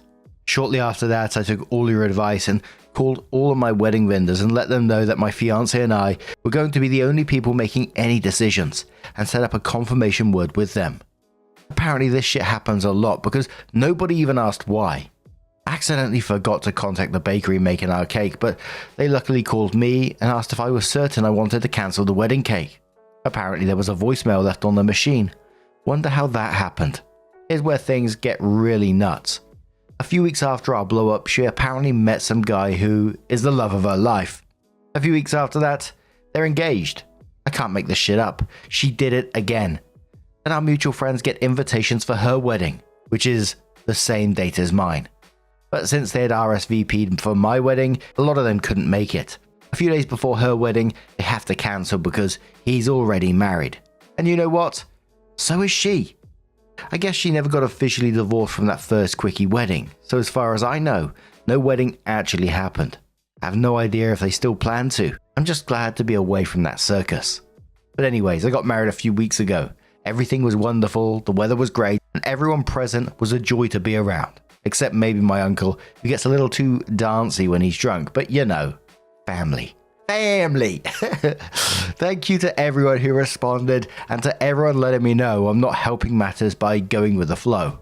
I'll be actively practicing caution when making friends, by running from crazy and not comforting it. The commenter on this one said, anyone else think the mutual friend is kind of shitty? She was the one who told OP to be careful about Jess, yet she decided it'd be a good idea to blab about what OP told her, knowing full well it would get back to Jess. Now instead of telling Jess on her own terms, OP got ambushed instead. OP says I actually asked her about it a few days ago after the blow up. Her defense was she didn't actually tell Jess. She told another mutual friend of ours who told someone else who told someone else who told Jess. So technically it wasn't her fault. Which is how by the time it got to Jess, the story was somewhere along the lines of, oh my god, OP is telling everyone you're ruining her life and sabotaging the wedding. All of us met at work. We all worked at the same restaurant long ago, and it was always a drama-filled place. A lot of the same people still work there and still thrive off of the drama. I'm thinking it's time for me to move on from that specific crowd. Cliques are fun in middle school. In your 20s, not so much. Zebra says, and quotes, I will be actively practicing caution when making friends by running from crazy and not comforting it, and says, I'd like to nominate the first candidate for your new policy. The mutual friend who somehow let the story leak and repeated to Jess a twisted, more dramatic version of what you confided in her. Opie says I've decided to distance myself from that crowd. We're in different points in our lives and I just don't find the gossiping all that fun. My real besties from high school who were all bridesmaids have all grown up and we would never pull this crap. I'm just Jenna says, I bet Jess was never actually getting married this time. It was just a plot to ensure at least some of your friends didn't make your wedding. Opie says, I suspect that as well. But since she's done it before, I wouldn't be surprised if she actually went through with it. I'm assuming they were both trying to get divorced before the wedding and realized they wouldn't be able to in time. Because you know, some stuff takes time and can't be erased in a jiffy. So they couldn't do it. I get the feeling this guy is either really stupid or just as crazy as she is. So at least they found each other? And there were some people below talking about the whole working in a restaurant and it is a very gossipy place. Is it? I've never heard of that before. In the UK, I've heard places like call centers being gossipy places. I used to work in a warehouse that was attached to one, and that was a fairly gossipy place. I don't want to generalize every workplace like that because obviously not every call center is going to be like that. Every restaurant isn't going to be like that. But I can remember working there and walking into the kitchen at lunchtimes to use the microwave or get a coffee or whatever. And you just sort of like listen in the background and there was always some little gossip going on. I don't think it really helped that they had some sort of like scoring system about most calls answered and all this kind of stuff. I remember one particular piece of drama where an email went around to the whole company saying something along the lines of don't meddle with other people's lunches in the fridge, etc. You're not allowed to touch them, put your names on them, blah, blah, blah. And it eventually came out that one of the women was upset with another woman. So instead of talking about it or talking to a higher up, whatever, she decided to go and find the other woman's lunch every day and just dispose of it or eat it. I don't know. We never found out. She was let go shortly after that. That was the same company where I had to have the induction and listen in on some of their phone calls. And it was about the guy getting his ass whipped over a sofa. Ah, wild times. Anyway, now, why do I always go off? Anyway, now I'm going to turn this one to you guys. What do you guys make of this situation? Let us know your thoughts down in the comments below. Oh, that's a mental image I didn't want in my head. Now, and let's move on to another story. Now, our next story comes from Babyflower 2003 and says, my father left me with $73,000 worth of debt without me knowing. I, 21, graduated from university with my undergrad in 2024. At the time of graduating, I thought that I had around 10k of federal student loans. Recently, my mum left my emotionally abusive father, leaving just her, me, and my sibling by ourselves. I was happy at this decision until I found out that the 10k of debt I thought I was in was actually far more than that. I knew that throughout my first year of university, he had taken out some private student loans for me. I was told by my father that since I was only 18 at the time, the bank we loaned from wouldn't allow me to pull out loans since I didn't have good credit. He told me that he'd be able to take out these student loans under my mother's name and that he'd pay them off as soon as I'm done with school. I found out recently that the loans were in fact under my name, with my mum just as a co-signer. Also that the loans were far more than was needed to pay for my tuition. She did not know this either, by the way. He'd taken out a total of 48k in private student loans under my name. I remember signing for these. He did not forge my signature. When I asked exactly what I was signing for or more details about everything, he told me stop asking questions and just trust me. Every time I tried to push for answers, I got that response. I trusted him. I trusted that he would not screw me over. I trusted him to help build my credit when I turned 18. I found out now that he's completely messed up my credit too. My TransUnion score is 669 and my Equifax score is 577. He used my tuition money for rent and bills. I did not know what he used the money he got from my credit cards for. Throughout the past few years, he had convinced us that he was making a lot of money from his job. I now realize that he was likely lying about that and just secretly screwing me over. And my mum too, since he's also messed up her credit. I have 3 closed credit cards that are in debt, I think. One is $6,055 balance, 2250 credit limit with $6,055 due. The second is $12,864 reported balance, 1,000 credit limit with 0 due. Does this second one mean that I don't have to pay off the balance? The third one is $6,228 balance, 6,000 credit limit with 714 due. From what I've looked up, it seems like I owe a little over 35k in credit card debt. I also know that he's messed up my siblings' credit too. I'm not sure by how much. I haven't had the chance to look into that yet. Also, I think it's important to note that he currently owes 3 different family members over 200k. I found this out this week too. Flash forward to now. I found out about these loans a few days ago. I now have a total of 58k in student loan debt in addition to my credit debt. My first student loan payment is due in less than 3 weeks. I need advice. I don't want to take legal action against him. I don't want him to end up in jail. He's currently helping us by paying for our rent and car, even though my mum has left him. My mum doesn't currently have a job, though she is looking. And my job doesn't make nearly enough to provide for ourselves without his help. In August, I will start a higher paying job and possibly pick up a second job to pay off my debt.